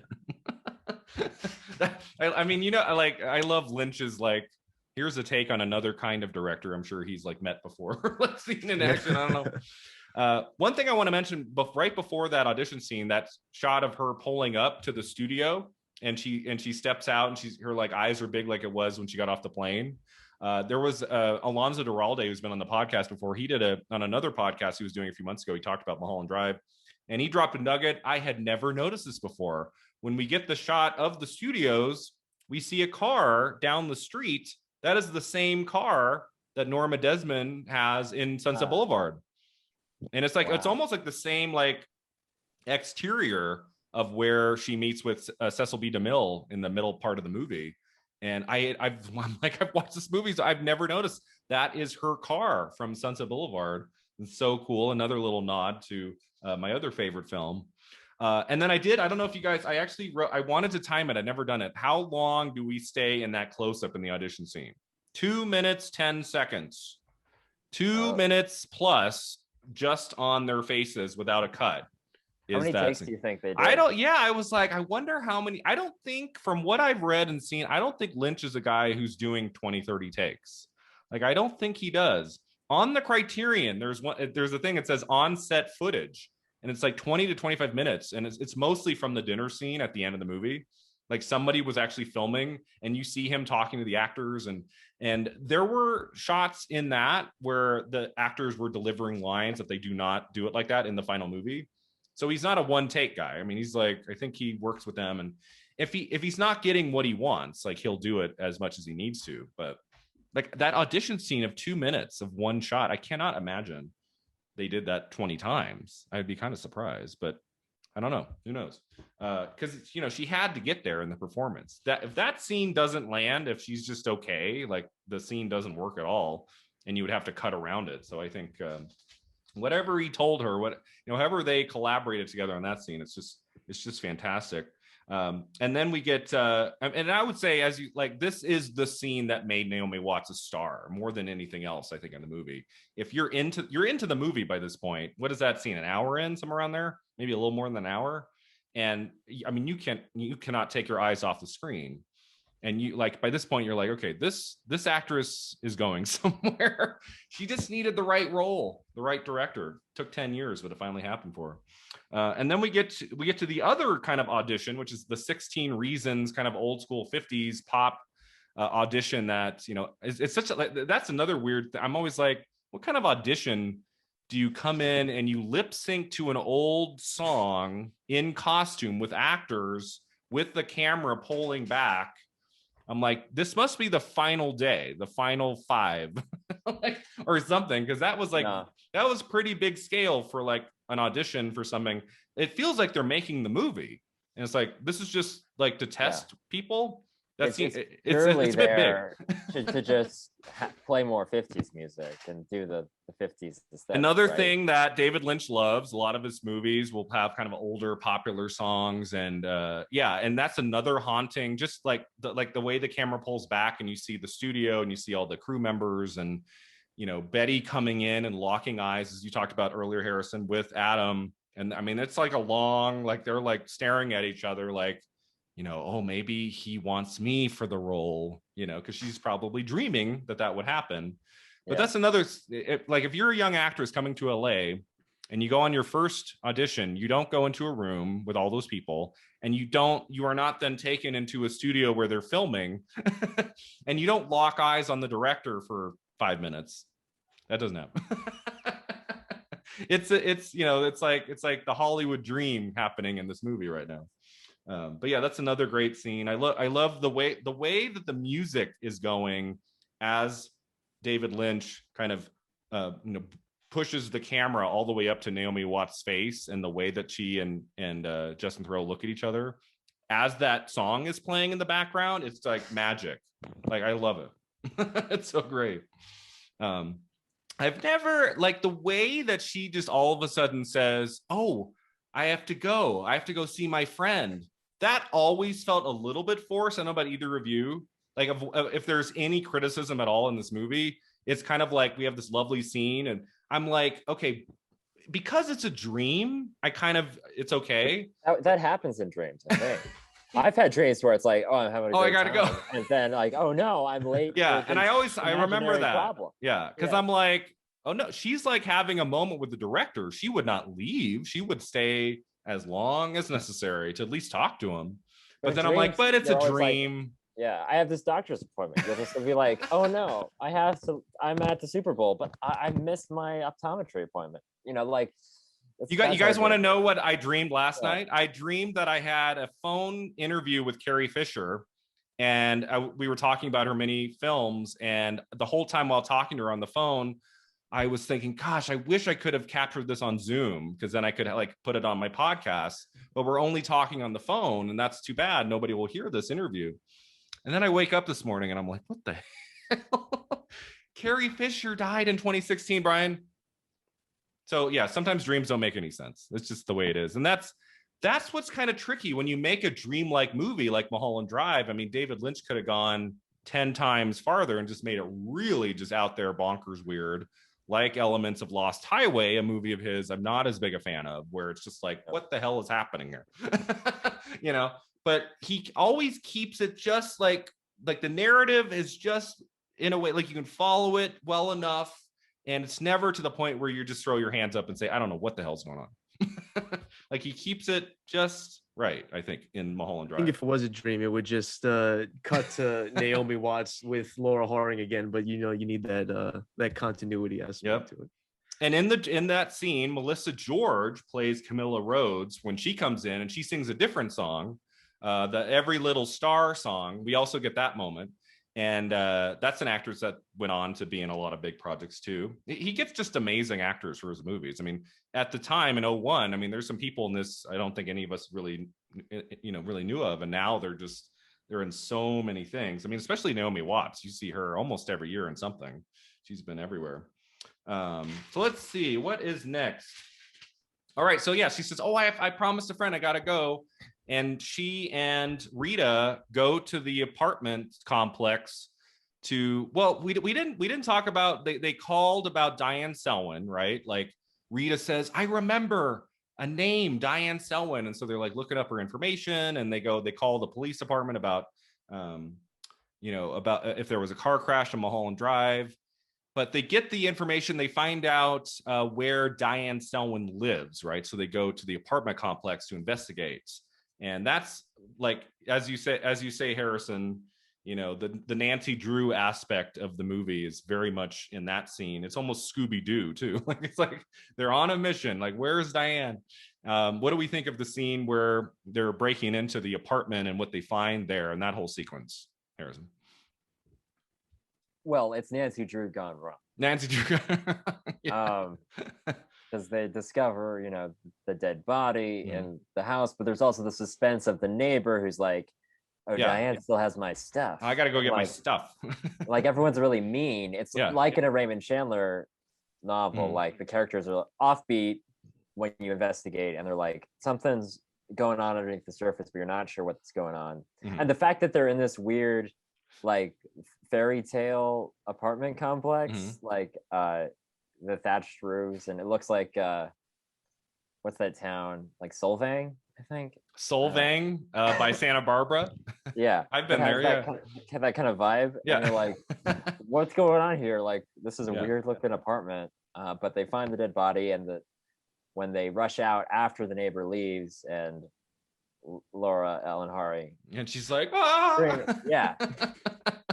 Unbelievable execution of what could have been like pretty standard fare of like finding a body, right? Yeah. We also get that figure. Doesn't he have like sunglasses on? He looks like a bodyguard, or like he's there to kill somebody. He looks And Betty says, "Now you got me scared." That's a great line. She says when they crouch down. There are two DB Cooper type people in cars, like driving around, which has never really paid off, right? Yeah. So this is the last major sequence in the pilot. Really? So it doesn't. So like the end of the 85 minutes, it's like this long sequence of them. They find the dead body. She's like, and then. Yeah, I mean, and then the next scene in the pilot is her putting on the wig, and then it's like, and then it goes almost right after that to like the camera zooming into the box, like the scene, as we'll talk about when they go to the stage part where they go late night show. That is not in the the pilot that I watched. So this is kind of like the conclusion of the pilot is this sequence. They really crammed the pilot, like. There's almost too much happening. No, so the pilot I read was over 2 hours long, and David Lynch had to cut it down to 85 minutes and did not like doing that. Right. I think he had a short window to like cut it by like 35 minutes. And so there are scenes in the movie that he did shoot for the pilot in 99 that just were cut from the pilot that they presented, including, I think, the scene at on stage. I think that whole sequence, I think he shot that for the pilot, and then they had to like cut it from what they presented to the ABC executive who was not paying attention. But so Nick, what do we think of the apartment search, that whole sequence? Do we like that part, the Nancy Drew part of the movie? Yeah, it's like the catharsis for a lot of the dread that has been building up from earlier, and then it ends with them finding the dead body, which is very realistic, right? Yeah, really good. It would have been a good cliffhanger for a potential pilot. No, I didn't realize that. It makes sense, right? If that's like the end of the pilot, that makes sense that they would end with them finding this dead body. Oh my God. And then tune in next week. It kind of makes sense to end it there. Because I mean, a pilot can only be so long because they have commercials, right? So it couldn't be a full 2 hours. Then if it would actually aired, it would have to be 2.5, 240 or something. So it wouldn't work. But right after ABC's most popular sitcom. Yeah. At the time. I mean, I don't know what was on ABC in 99. Was it like the Drew Carey Show followed by Mulholland Drive at 10 o'clock? I don't know. would have been interesting. It's always that thing of like, I would have loved to have seen more stories with these actors, but at the same time, I think it works best as this film. I don't think it would have been as good if it had been 2 seasons, 27 episodes. It would have been like Twin Peaks: The Return. Twin Peaks, a lot of. Which we can talk about. We can talk about a little bit at the end, but like, I don't know about you guys, like Twin Peaks, the pilot for the show from 1990 is so great. Yeah. And I love a lot of the first, 7-8 episode season. It's very tight and short. And then season 2 is like 22 episodes. And Lynch kind of bowed out early on in season 2. And it kind of just goes through the motions. By the last 10 episodes, just what's happening here? Like, I think 22 episode season of Mulholland Drive, the quality would have dipped. Even if Lynch had been there for a lot of it, he can't direct every episode of a 22 episode season.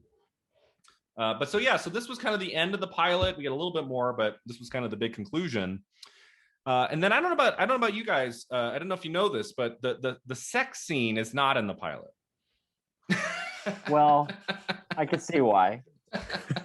So on the Criterion, after a year had passed, and Naomi Watts and Laura Lena Herring they weren't sure if what was happening, and he actually invited them both over to his house to tell them the news. It's going to be a movie. We're going to shoot we have about 30 more minutes of film, and it's going to be a feature film. And he said, it's going to be an international feature film.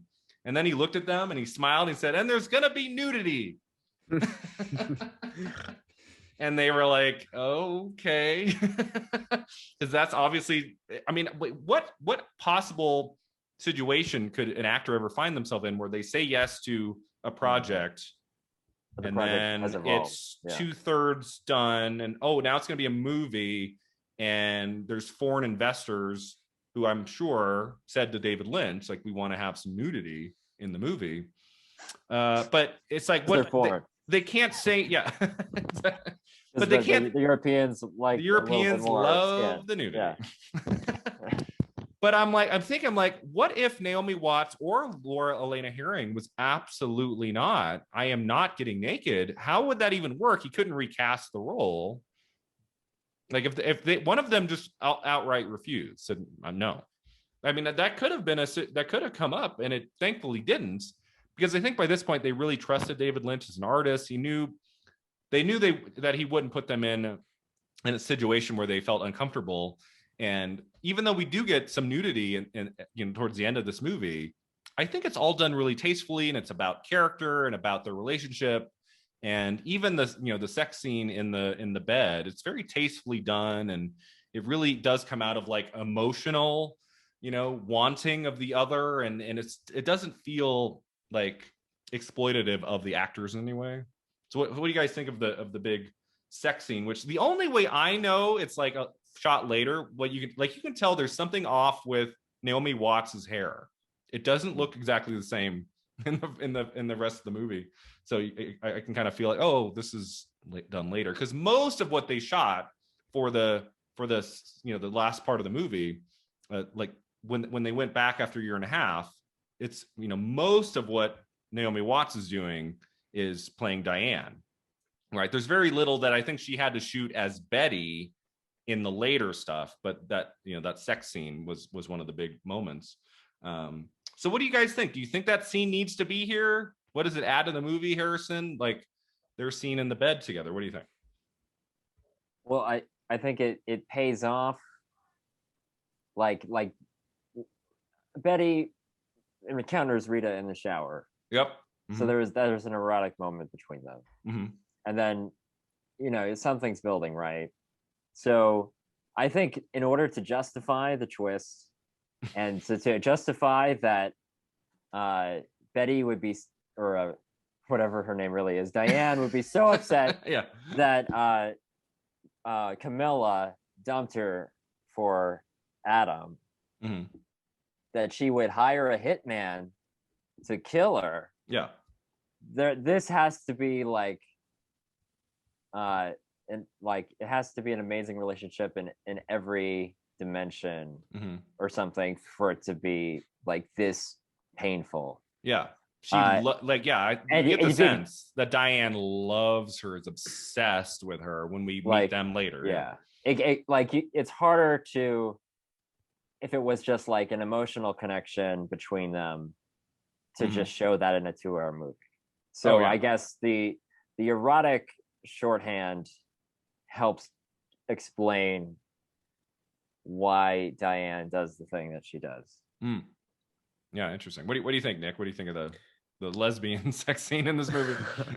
Yeah, I agree that it is tasteful and it's not unnecessary, because mm-hmm. I think it gives context to their relationship after the Club Silencio sequence, mm-hmm. after Diane wakes up from her dream, to let you know that they view each other romantically.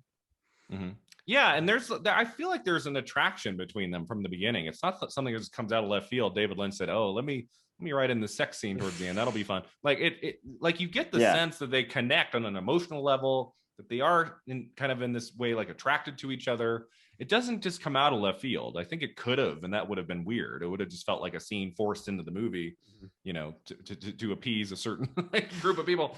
I'm happy it's not that, and it's so big and operatic. And again, with Angelo's music playing over the kissing, I think without the music it wouldn't work as well. Right. Like when Naomi Watts is just like, "I'm in love with you." I mean, it's so big. I'm sure on the set, I'm sure Naomi Watts was like, "Really, David? You want me to go that big?"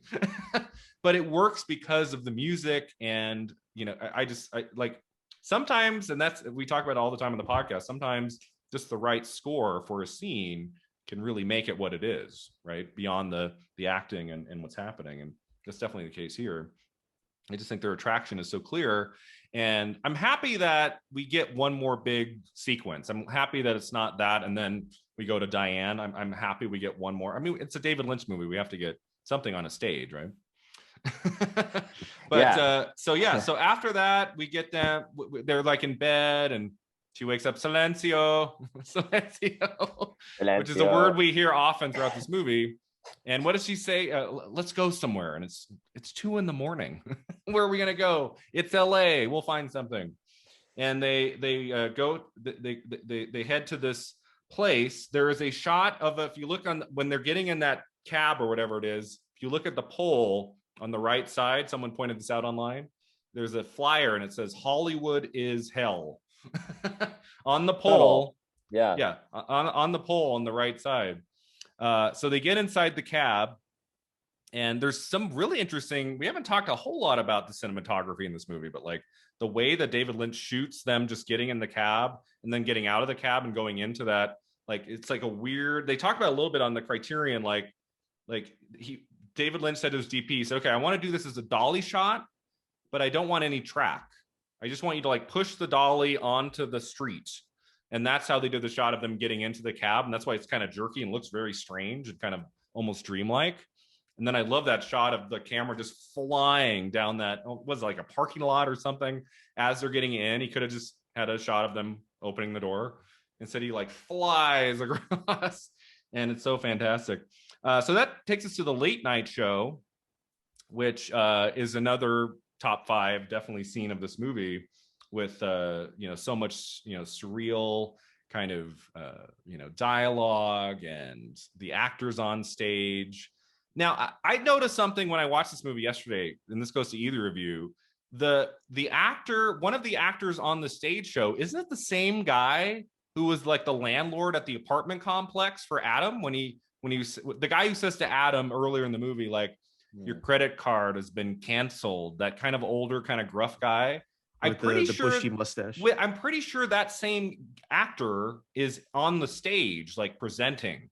Like it's brief, but I couldn't find online like exactly if it was exactly the same guy. It looked the same guy to me. But we get that beautiful song by Rebecca Del Rio that makes both of our lead actresses cry, and it's so haunting and so insanely like it's so Roy Orbison's crying, right? Yeah. I mean, think about. I mean, Eraserhead. Eraserhead. In Heaven, Everything is Fine. One of the best scenes from that movie. Blue Velvet. We get Isabella Rossellini on stage in blue, singing Blue Velvet. I'm sure it's in some of his other films. And then here we get that kind of same scene again, where we get kind of a serenade on stage. And we cut to our lead actors or lead characters kind of reacting to the song. And here it's done in a slightly different way, but it's still really powerful. And so what do we think of this whole sequence when they go to the stage show, Harrison? What do you think make of that part of the movie? Well, it's still part of this like methodology of pulling the rug out from under you and showing you like he's like saying, I'm doing it. I'm pulling the rug out from under you and you're still buying it. So like the presenter is like, no, I banda, it's very great accent, right? There is no band. And like they have the guy playing the trumpet, but it's like, oh, it's all recording. And then they all believe it when Rebecca Del Rio is singing, but she's really just lip syncing. Yep. And the whole movie is like them using these motifs or using cinema to trick you into what you expect to happen. And then they're like, well, really, we just, there is no band. There is no band. This is all made up. Stop believing. We have all gotten together at 2:30, 3 a.m. in the morning to present this show where none of us is actually really performing. Yeah. And there's a weird woman with blue hair in the box seat, and she's going silencio. Yeah. She does she say something in that scene? Like I believe she's just quiet, and there's like one shot where we get her. Right? Yeah. I don't even know if we get a close-up of her in that scene. I think we just see her kind of at the top of one of the shots and with the blue hair. And that's another. I'm like, what was Lynch doing? Where I bet I could see him just like looking at the set. He's had kind of he scripted it. He kind of knows what, and he's like, what if there was a lady up there with blue hair? All right, someone get this for me. Who can make it happen? Well, like a lot of his most arresting things are based on like artworks, like right. He's a painter. He's an artist. Yeah. Well, like the little person who was in the red room. Yep. Sitting in the chair from Twin Peaks. Like there are paintings, I forget the artist, that look like that, and he was inspired by that. Yeah.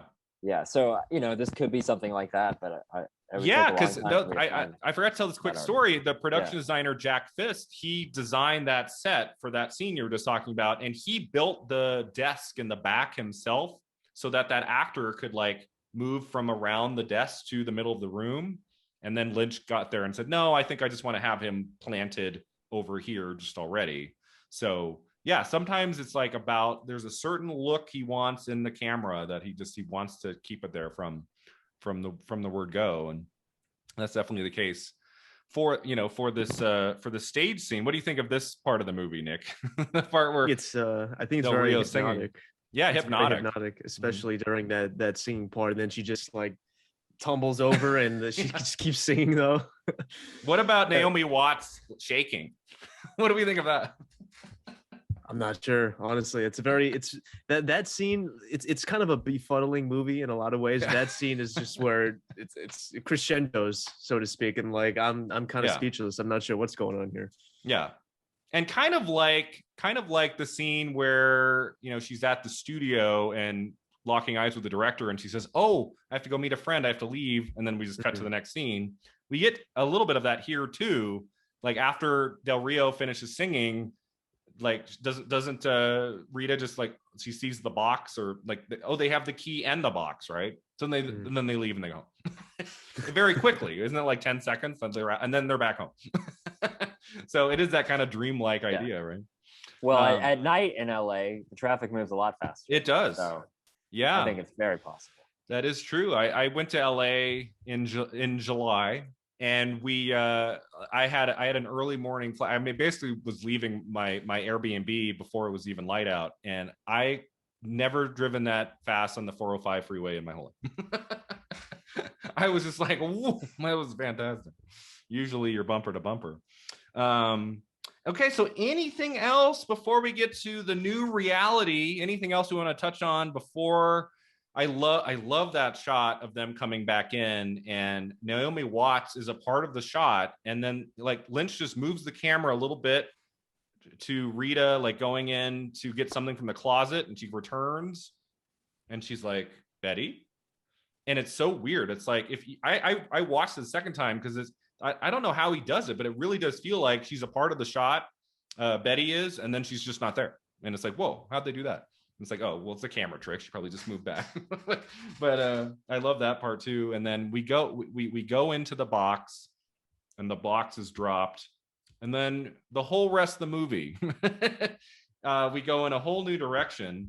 What do you think about what happens at this point in the movie? Like when you guys first watch this movie, and we go into the box and we see the same body on the bed, and oh, now it's Naomi Watts.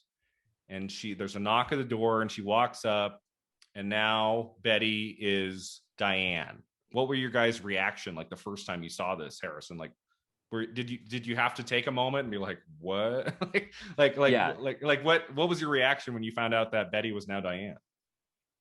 Like complete shock, and you resist it. I think it's like in MFA workshops, you might say like when you're writing a story, you want to make sure that you start with your main character and then you go to the next thing, because your readers are little ducks, and if you deviate, you will upset them and they will resist and they will not keep going. Yeah. So here is a case of that, and you're like, I've followed these people for like at least an hour and a half. I mean, I didn't time it. What is it? I mean, the movie is about 2 hours and 25 minutes. I think. So this is at least. It's like an hour and 45 hours. Yeah, it's almost 2 hours at this point. And then in the last 30 minutes, it's like, wait, where are we? What is happening? Yeah.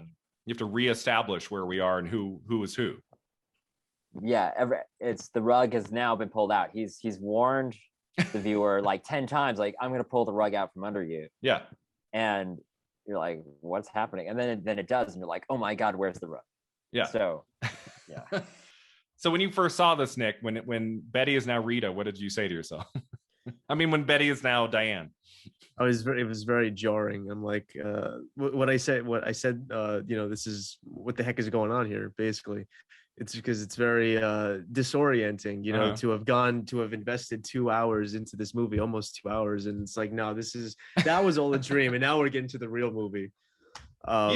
Usually the dream would be less of the movie than the reality. Right. But Yeah, that's not the case here. normally. David Lynch had a lot of footage. Like he wasn't going to throw it away. He had a lot of good stuff. So he's like, no, let's just wrap this up at the end. And yeah, as you say, Harrison, throw the rug out from under you. And I love that it's revealed like that she's Diane through this very side character we just met briefly a few scenes before. She's like, hey, I came for my stuff. She's a presence. Like it just, you know right away who she is. You remember it was like, it wasn't that long ago. So you're like, oh, that's right. That's the lady who wanted to go there for to get her things from Diane. So even though she says the word Diane in the dialogue, you know right away, you're like, oh, okay, she's a different person now. And so we get into the new reality. And, you know, I mean, I really just want to touch on, you know, kind of the ending and where this all wraps up. We don't have to go into every individual scene, but I just want to ask both of you, does this part of the movie work for you? Like where everything kind of changes, different actors are playing different characters. We're getting some people playing the same character, but they're not quite the same person that we met early in the movie. Like, do you think any other director could have gotten away with this? Like what do you make of the last half hour of this movie, Harrison? Like, does it work for you? Does it bring the movie to a close that you feel satisfied, that you feel like that works really well? I think this is one of those cases where many have tried and few will win at this type of twist, because I think it works here. Yeah. But I think other people who have tried the same thing, like, it's like one of the worst things you could do is like in grad school, if you write a short story and like at the end of the story, it was all a dream. Yeah. Right. In the last page like and a cardinal half. Sin, you are eviscerated because you wrote the dumbest thing ever, because it was like, oh, and all that stuff was made up and it was a dream and they're late to work. This is that.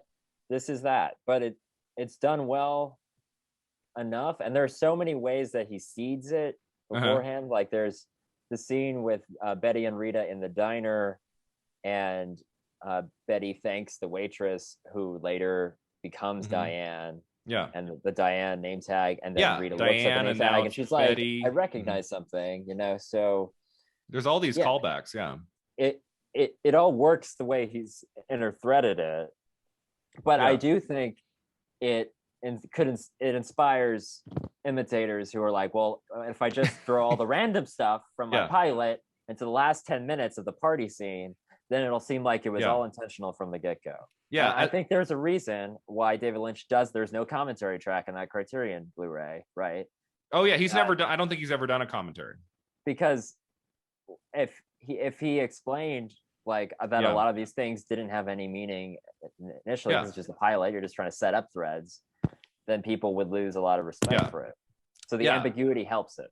Well, first of all, I think you make a good point. I don't think Mulholland Drive works as a piece of prose. I don't know if I'd want to read this as a novel. Like if David Lynch pulled a Quentin Tarantino who just released a novel version of Once Upon a Time in Hollywood, I would probably read it. I would have to, but I don't think this really works on the page. You know, it works as a screenplay into a movie, right?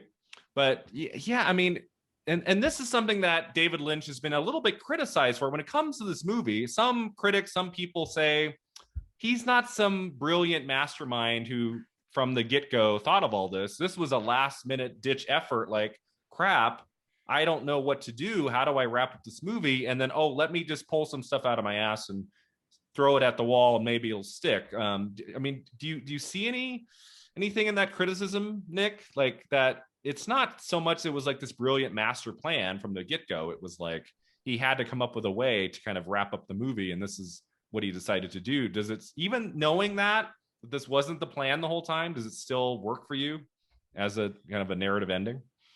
Yeah, you know, that's interesting. I think Harrison nailed it well when he said that the whole, you know, you tell a story and then it ends with it was all a dream. You know, it's kind of a bad cliche and a cop-out in a lot of sense. And I'm sure that's what people think of. A lot of people think of Mulholland Drive as in terms of that dream ending. But I think it works well. I think it works well because, and I'm thinking of the way that it's kind of interwoven thematically with Sunset Boulevard, of like the Hollywood disillusionment kind of story arc. And, you know, he takes you with, I guess, Diane and shows you the dream of what she wants and, you know, what she thinks she's gonna, you know, her Hollywood career is gonna be. And that's something that I'm sure a lot of people who would be watching the movie would share in that kind of delusion. But then, as Harrison said, he pulls the rug out from under you, and then you're really, in the trenches with Diane, seeing the real deal, and how it's not all glitz and glamour. All that's gold doesn't glitter. Yeah, exactly. Yeah, Sunset Boulevard, the ending of that, there's not a suicide at the end of Sunset Boulevard, but it does go very dark. And the last scene with Norma Desmond, it really sets up like this is not ending well for any of the four main characters of Sunset Boulevard at all.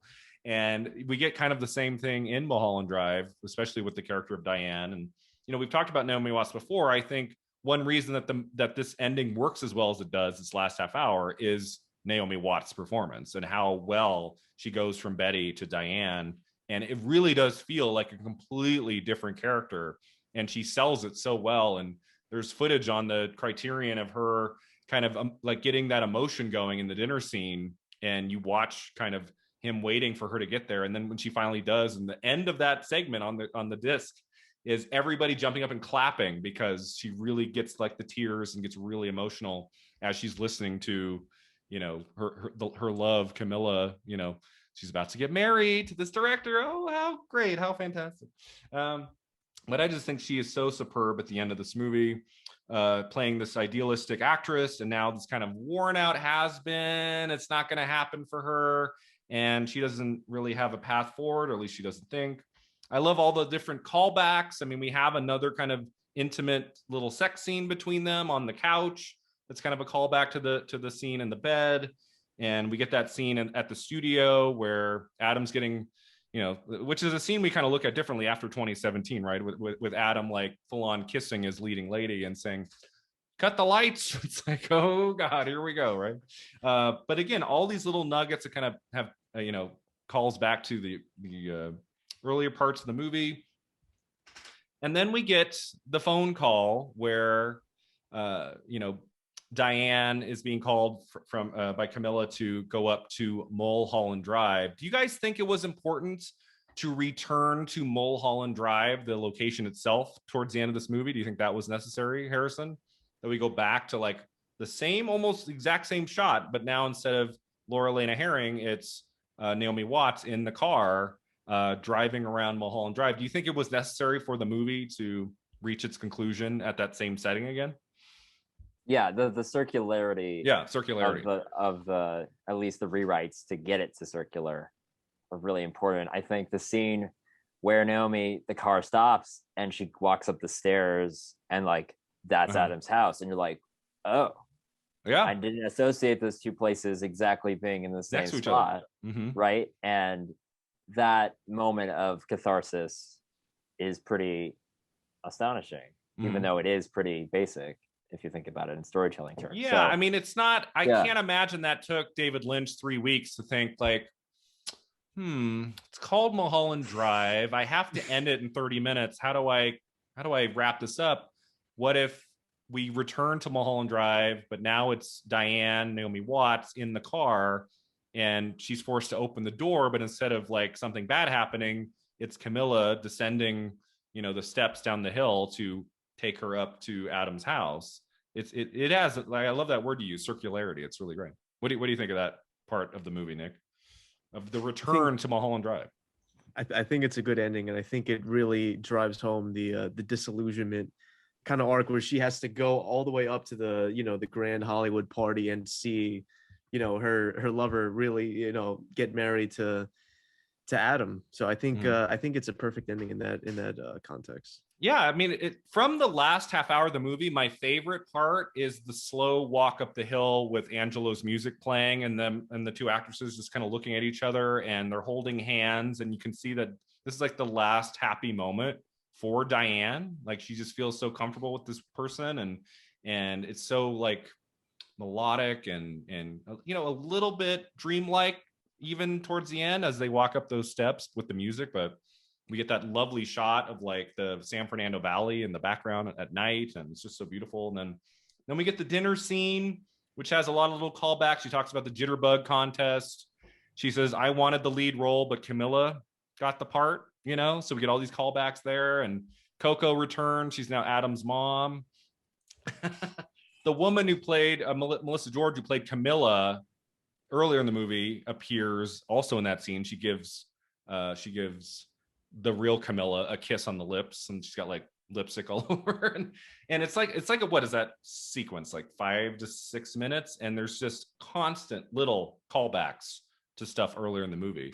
What did you think of the dinner scene, Harrison, and kind of like the last big scene with everybody in the movie? What did you make of that one? Well, it's like supposed to be so cringy, because like Adam's like, I'm gonna marry her, and you're like, it's like, oh my god, it feels like high school. And I love Ann Miller's face, like a Coco's face. She's like, yeah. Yeah, so I think it works and it ties it all together, but maybe the 12th time you watch it, you're like, all right, it's like there's way too much happening. Okay, so you think there's maybe a little too much going on, like I said before, of like this scene has to have like 10 beats to cover all the ground, right? Yeah, it's like, okay, we're starting with the jitterbug. She's got to talk about that. So it feels like sometimes when I'm writing a short story, like the story is so short that I need like one flashback to cover 3 or 4 beats, which is like not something you're supposed to do all the time, and this feels like it's doing that. Okay, it's like this scene is flexing, because it's like I have to cover, because the first half of the movie was so messy. I have to touch on like 15 different things. And he's like, the movie can't be 3 hours long. I gotta, well, not to say, I mean, his next movie, Inland Empire, was 3 hours long. So maybe he could have length, but I think this movie is the right length. I think if this had been another 30 minutes, I think it'd be maybe too much. But yeah, what do you think of that dinner scene, Nick? Or do you think there's a little bit too many thread lines going on, like too much happening there?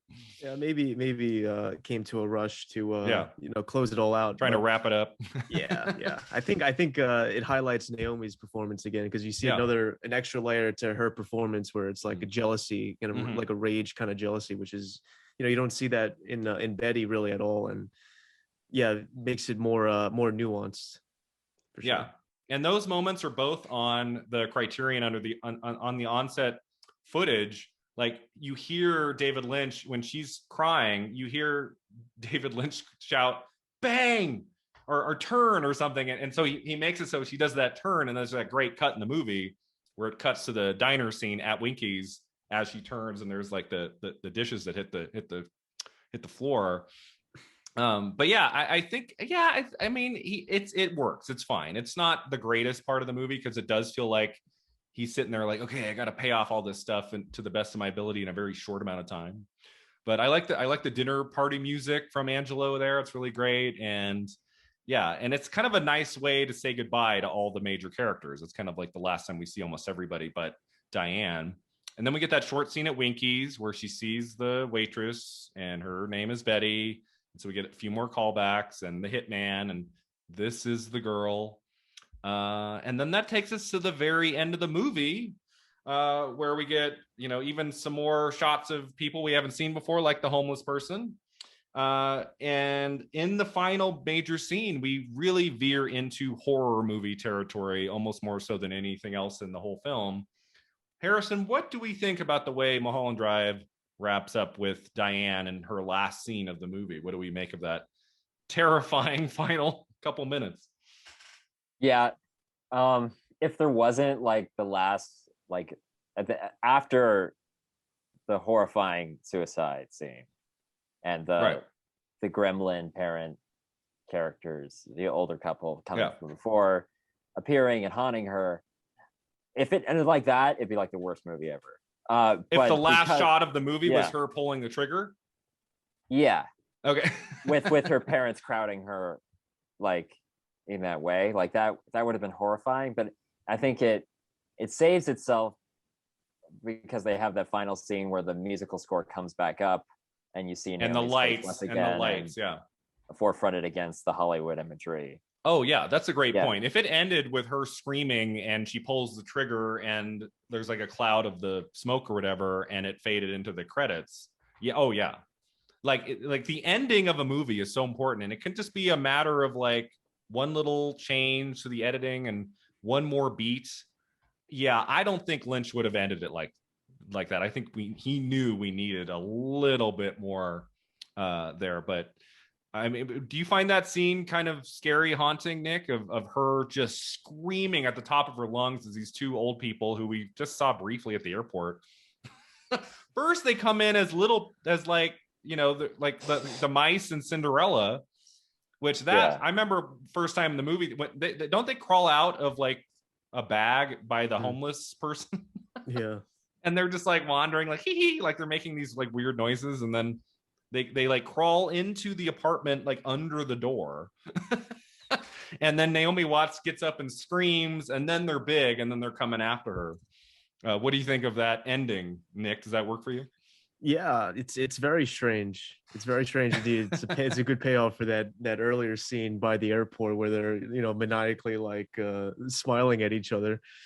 I think it could be like a mortality thing, like they're haunting Diane to her death in a way, or it's like the juxtaposition between youth, the youth that she you know, she needs to be a Hollywood kind of starlet, and the mortality that's creeping in on her, and it drives her to suicide. But that was a good take that Harrison had before on the ending with the with her in the bright lights. It reminded me almost of you know, like in heaven everything is fine, yeah, kind of thing. So in heaven, you know, she goes back to her fantasies and everything is fine in a way.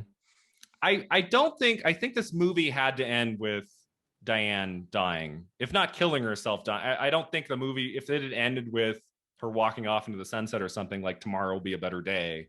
I don't know. Yeah, she ordered a hit on her former lover. Yeah. We'll never know if he succeeded. Yeah. But I don't know. I think the way the movie ends, it feels right tonally and with everything that's come before. I mean, especially since we're introduced to that corpse in the bed earlier, it just makes sense in that regard too. And I think Naomi Watts is incredible when she's screaming in that scene, and that's probably the most the camera shakes, right, in the whole movie. I mean, she is just. I'm sure Lynch probably had her do that 20 times. Like that's probably a part where he said, "Do it again, louder, scream." This is like we need this to work, right? But yeah, you're right, Harrison. We need that final little beat of that same score from the beginning, which we've heard throughout many parts of the movie, as the bright lights are hitting underneath. And we see both Betty and Rita, I think, in that very, very last part. And then you think that's it. And the movie could have ended right there, of fading out from Naomi Watts's face and what could have been that wasn't. But the last scene we go back to the stage, and we have the blue-haired lady say Silencio. Why does David Lynch end the movie there, Harrison? Why not end it with Naomi Watts? Because we gotta say Silencio one more time, obviously. It ends there. I don't know. Any idea? I love it. I think there is something mysterious to that final 10-15 seconds. I think that's a great place to end it. I don't know why though. Any reasons you think, Nick? Like why end with the blue-haired lady saying Silencio? I'm not sure, but what I am sure about is that the color blue is a big motif in the whole film. So maybe that would have the key towards you know, what that means. It unlocks the box of the mystery of that ending. I've just always seen it as it's David Lynch himself looking at us and saying the end. But instead of it being him, it's the blue-haired lady saying Silencio, a word we've heard earlier in the movie. It's so mysterious and weird. To read into it, I mean, like a lot of his other, like the Twin Peaks franchise, I guess you can call it, has like they're the angels in that world, and then they're the devil characters in that world, and they both coexist. So in this case, the homeless monster is like some sort of devil, and the blue-haired woman is like the antithesis of that. Yeah. The same way that the man in the red room is the devil. And so, but then there's like the giant who's like a good guy, you know, there's all the weird stuff. Yeah. I don't know. I love this movie so much, and it has been such a thrill to talk to you guys about it. I just wanted to wrap up a couple other things about the movie's release, and you guys can start thinking about what would be your top 3 David Lynch movies if you had to pick. I don't know if our list will be very different from each other. I mean, when we think about David Lynch, I mean, in terms of a lot of the most famous directors, he doesn't have a lot of movies, right? Some directors have 30, 40 films. And he really, when you think of his, when you go beyond Twin Peaks, it's really 10 feature films. It's 10 movies in almost 50 years since Eraserhead came out in 77. So it's been a long time. But I would like to just say a couple things real quick about Mulholland Drive and its release. So it premiered at Cannes in May of 2001. We had just a huge, fantastic reaction from the audience there, and I think it won some awards there. And then it was released. I think it went to a couple more film festivals. Like I think it went to Toronto in September, and then it started coming out around the country in October of 2001. Limited release October 12th, and hit more theaters by October 19th. And I don't think it made a whole lot of money. Like, I don't think this is a movie that everybody and their grandma came to see opening weekend. But anyone who was interested in movies, I think we all kind of sought this one out. Even when I was in high school, I was like, I have to see the new David Lynch movie, not knowing really anything about it. Remember back in the day when we would go see movies and we hadn't been spoiled by every trailer and every think piece, and we could just watch a movie play out and be totally surprised by it and everything that happens. That was definitely the case for me with Mulholland Drive. So yeah, so any other thoughts on Mulholland Drive that we've touched on pretty much this whole movie? Any final thoughts about this movie, and kind of how do you think it holds up 20 years later? 20 years since its release. How do we think Mulholland Drive has held up as a feature film, Harrison? Yeah, I think it's one case where it's still as fresh as it is today, mm-hmm. or as it was then. I mean, yeah, like all the same things are happening in Hollywood in terms of yeah. Hollywood destroying women, Hollywood and itself in some way. Yeah. So all the Me Too stuff is clearly mm-hmm. in here. Yep. The case in point, Woody. So yeah, like it's still relevant. I think like Under the Silver Lake was a more recent neo-noir that seemed to kind of be in the same vein of this. So people are still kind of riffing off using the neo-noir template as a way of exploring how Hollywood destroys things. So yeah, I'd say it's totally fresh. And then the queer romance is probably that was probably cutting edge, at least within a Hollywood film at that time. Yeah. I'm sure it wasn't cutting edge elsewhere, but I think that was that's definitely something that has added to its staying power. Yeah, absolutely. What do you think, Nick? Has it held up over 20 years? Yeah, well, age is just a number. That's definitely the case with this movie. I feel it. I don't really have much to add. I agree with Harrison that it really it stays fresh, in some ways is more relevant today than it was back 20 years ago. Yeah. I just think this movie has a timeless quality, especially because a lot of it goes into like 50s pop songs, and the decor and the settings. A lot of the places that he uses here, it could be 2001, it could be 1985, it could be there's a timeless quality to most of Lynch's work that I really admire. Other directors, you look at his films, and as great as they might be, you know it's 85, and there are things about it that take you out a little bit, and that's not the case with his work. And as I'll talk about here at the end with my favorite films of his, I think without Mulholland Drive, David Lynch would still be a very important figure in the history of cinema. But for me, this is the one where he just knocks it out of the park. Everything that he's known for, everything he's really good at, it all comes to a perfect kind of center in Mulholland Drive. And every other movie he's made, most of them I love. There are things here and there that I don't like so much, but Mulholland Drive is the one that he made where, for me, it just all works beautifully. So I would definitely pick it as number one. But what do you guys think? If you had to pick your top 3 feature films that he directed, what would be in your top 3, Harrison? I mean, Blue Velvet for sure, because that's definitely that's like the other movie. Essential. Yeah. It's a Hitchcock type of movie that has like all the things that Hitchcock was couldn't show because of censors, right? Exactly. So it's direct in how graphic and horrifying it is, but it still starts out as a innocuous kind of Hardy Boys mystery. Mm. Then I think I don't want to include Mulholland Drive on this list because I want to talk about something else, right? Oh, go for it. I think like The Elephant Man is another example of like what Lynch was capable of if he like followed guardrails and like made a conventional movie. Mm-hmm. It's not a movie that I'm like, oh, I really got to watch The Elephant Man this weekend. You know, it's really haunting. It's really a vibe, mm-hmm. but there's enough of his trademark weirdness in it with like the woman and like the lightning strike and the elephant. Like there's this weird surreal imagery combined with the conventional storytelling. Yeah. That makes it so well done and poignant. Otherwise it'd be like unwatchable, probably. Beautiful black and white too. And then the third movie I'll say would be Fire Walk with Me, which ironically is not a movie I like at all. But I've seen it so many times. I struggle with that one, man. I've seen it so many times, and I'm like, I guess I do like it because I've tried to understand You're drawn it so to many it. times. Yeah. Mm-hmm. Okay, interesting. Yeah. So you would not put Eraserhead in your top 3? Have you seen Eraserhead? Yeah, and I hate it. It's crazy. It's just like, yeah.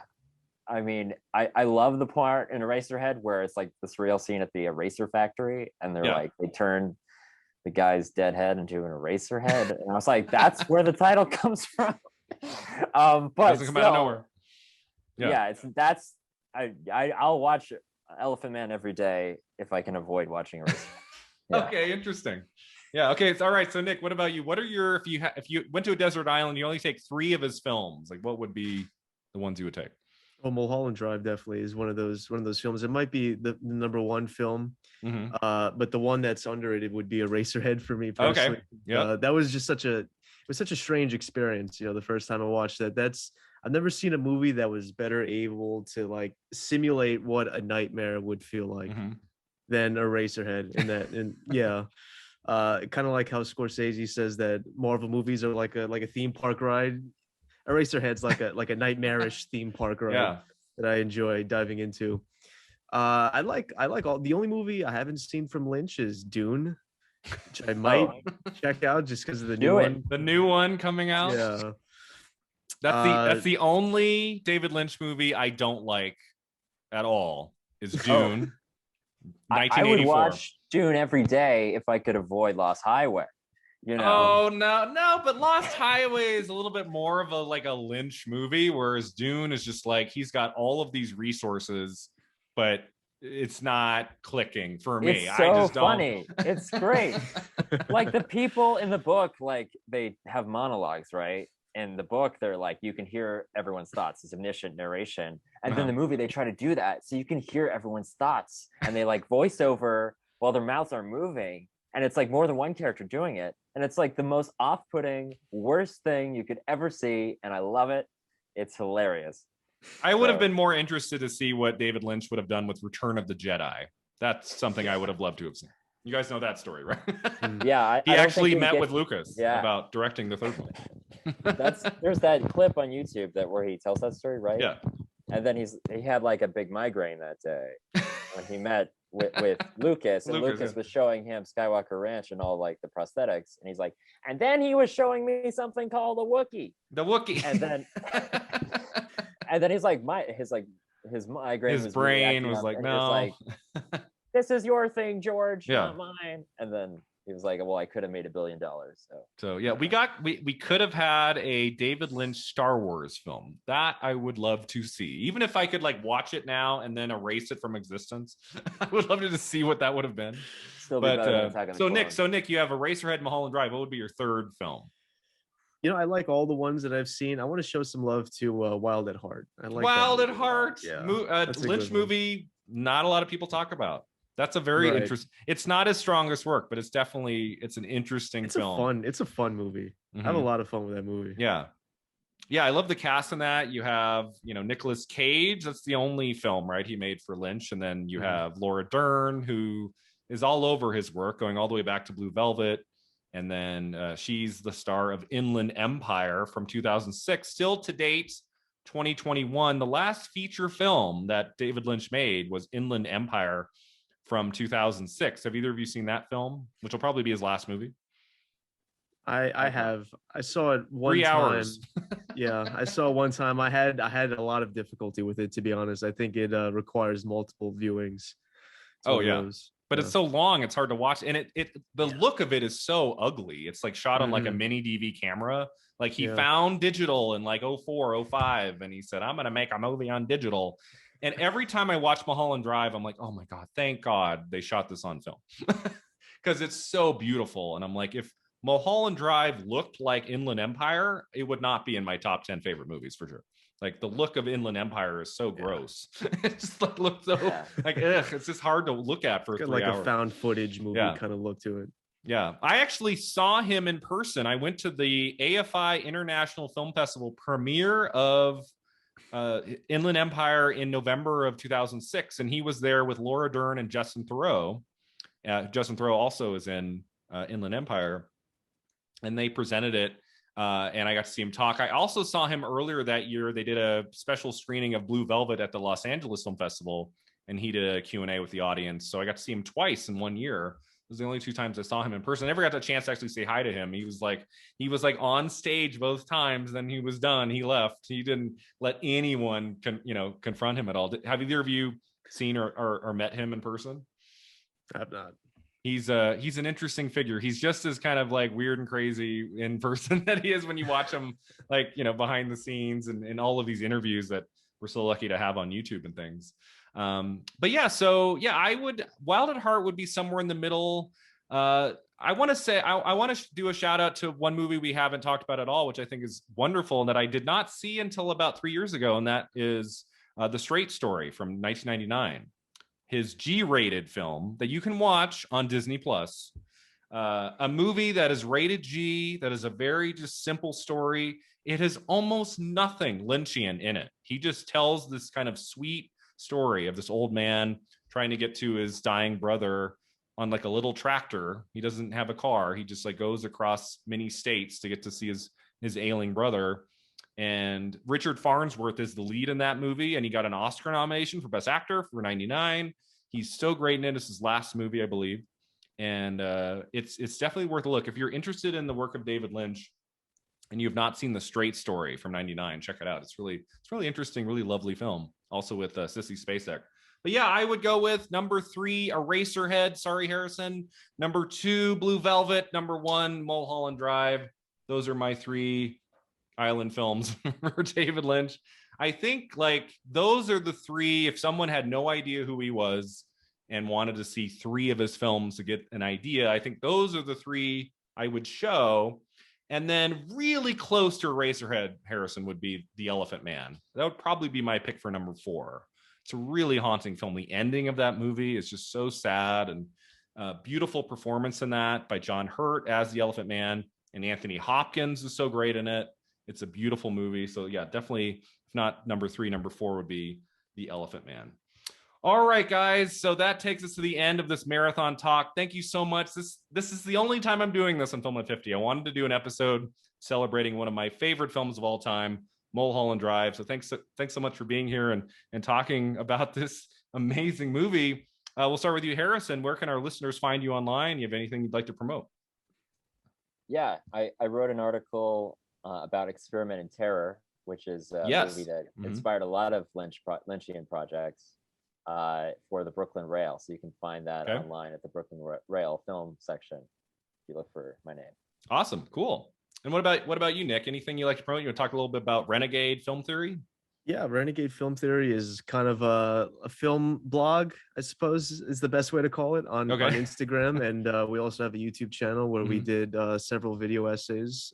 Haven't done one in a while, but some coming in the near future, hopefully. So you can find me on Instagram, Twitter, and YouTube at Renegade Film Theory.